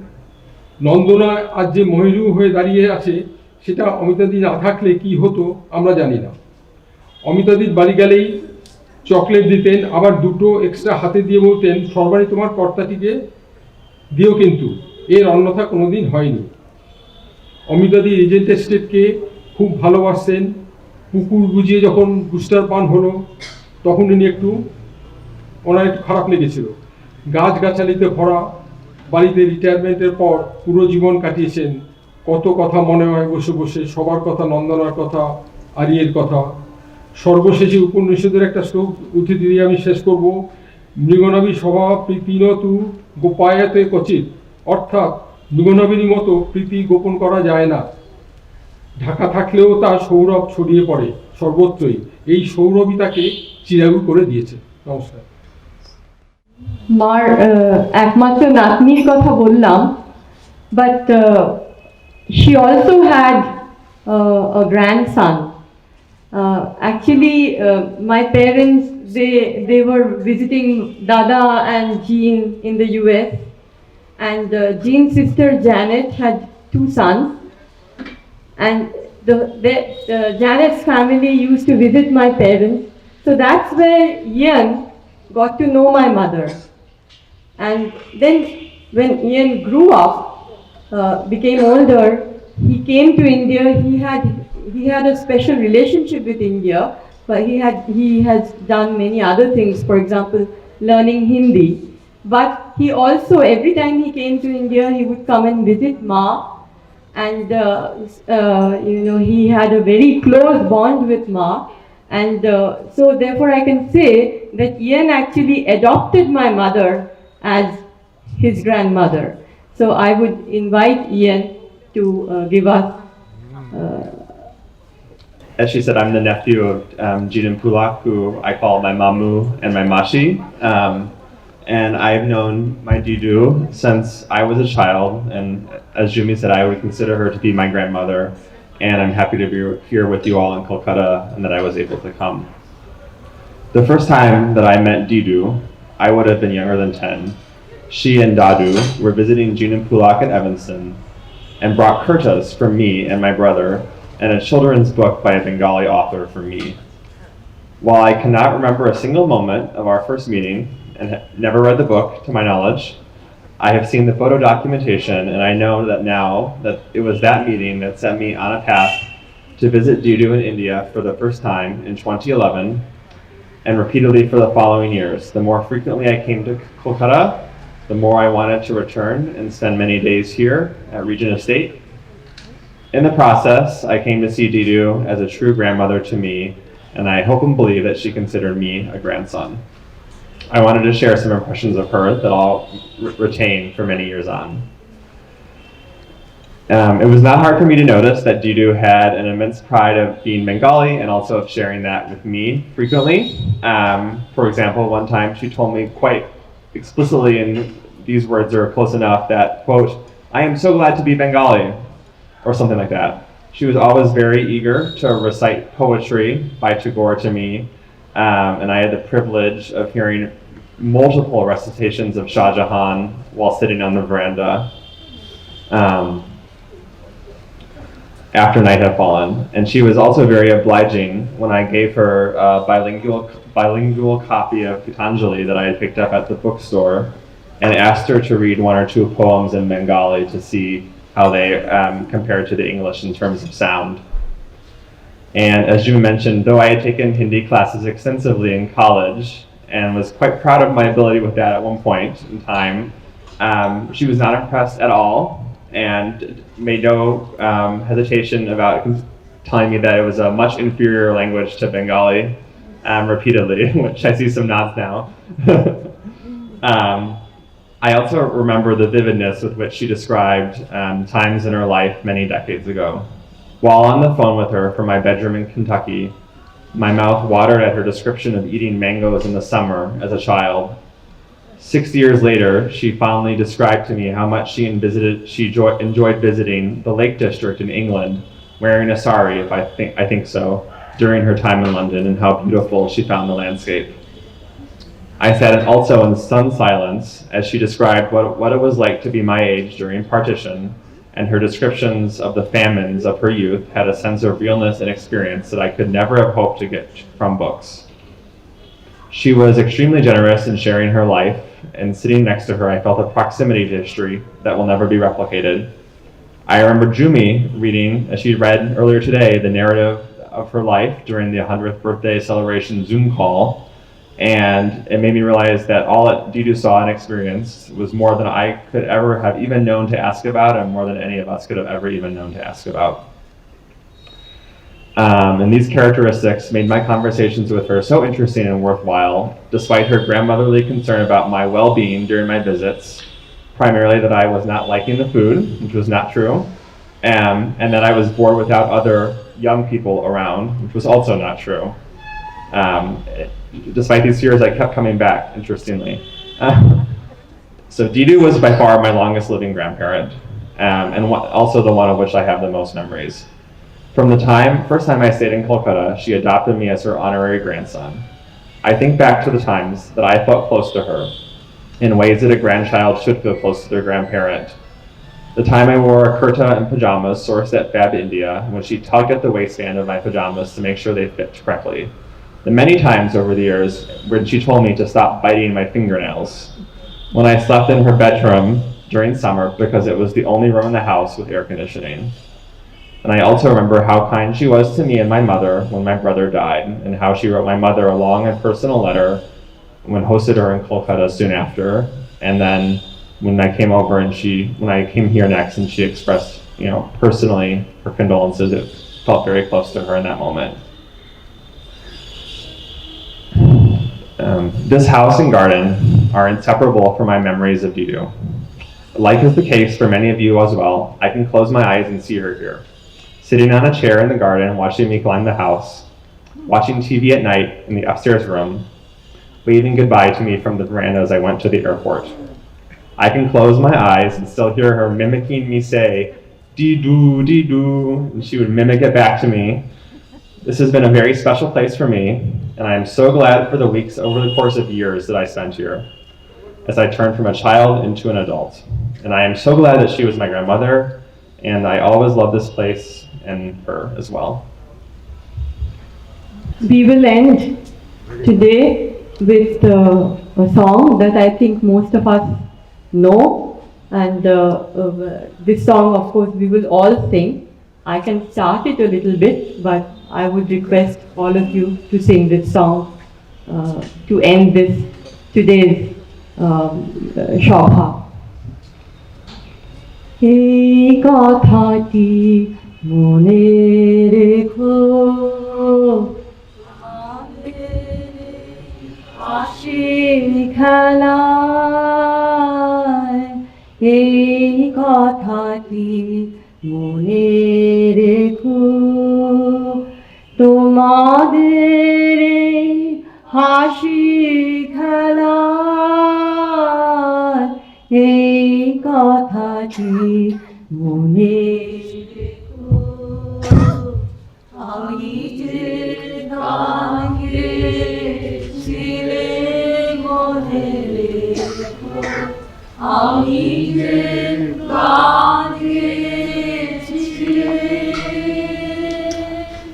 জীর্ণ বাতাস ঝরার ঝরায় মনে রেখো এই কথাটি মনে রেখো।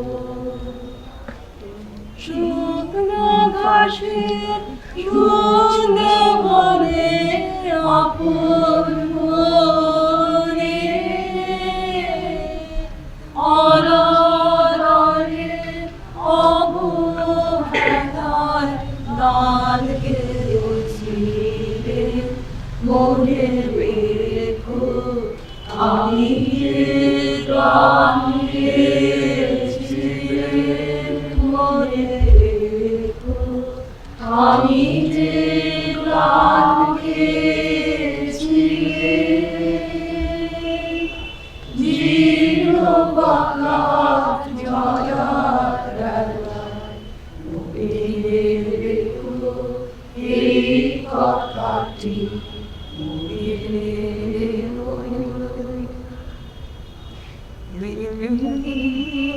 এর প্রতি মনে রেখো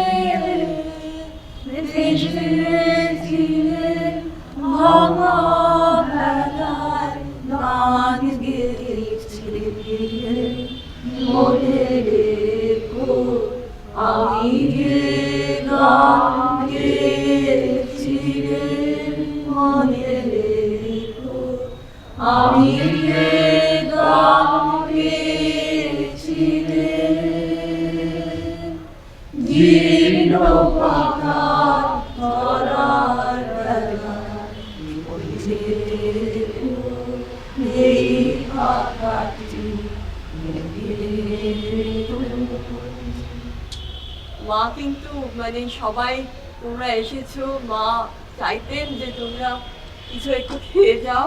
হ্যাঁ, সেহেতু কিছু খাবারের ব্যবস্থা হয়েছে, প্লিজ কিন্তু না খেয়ে কেউ যাবে।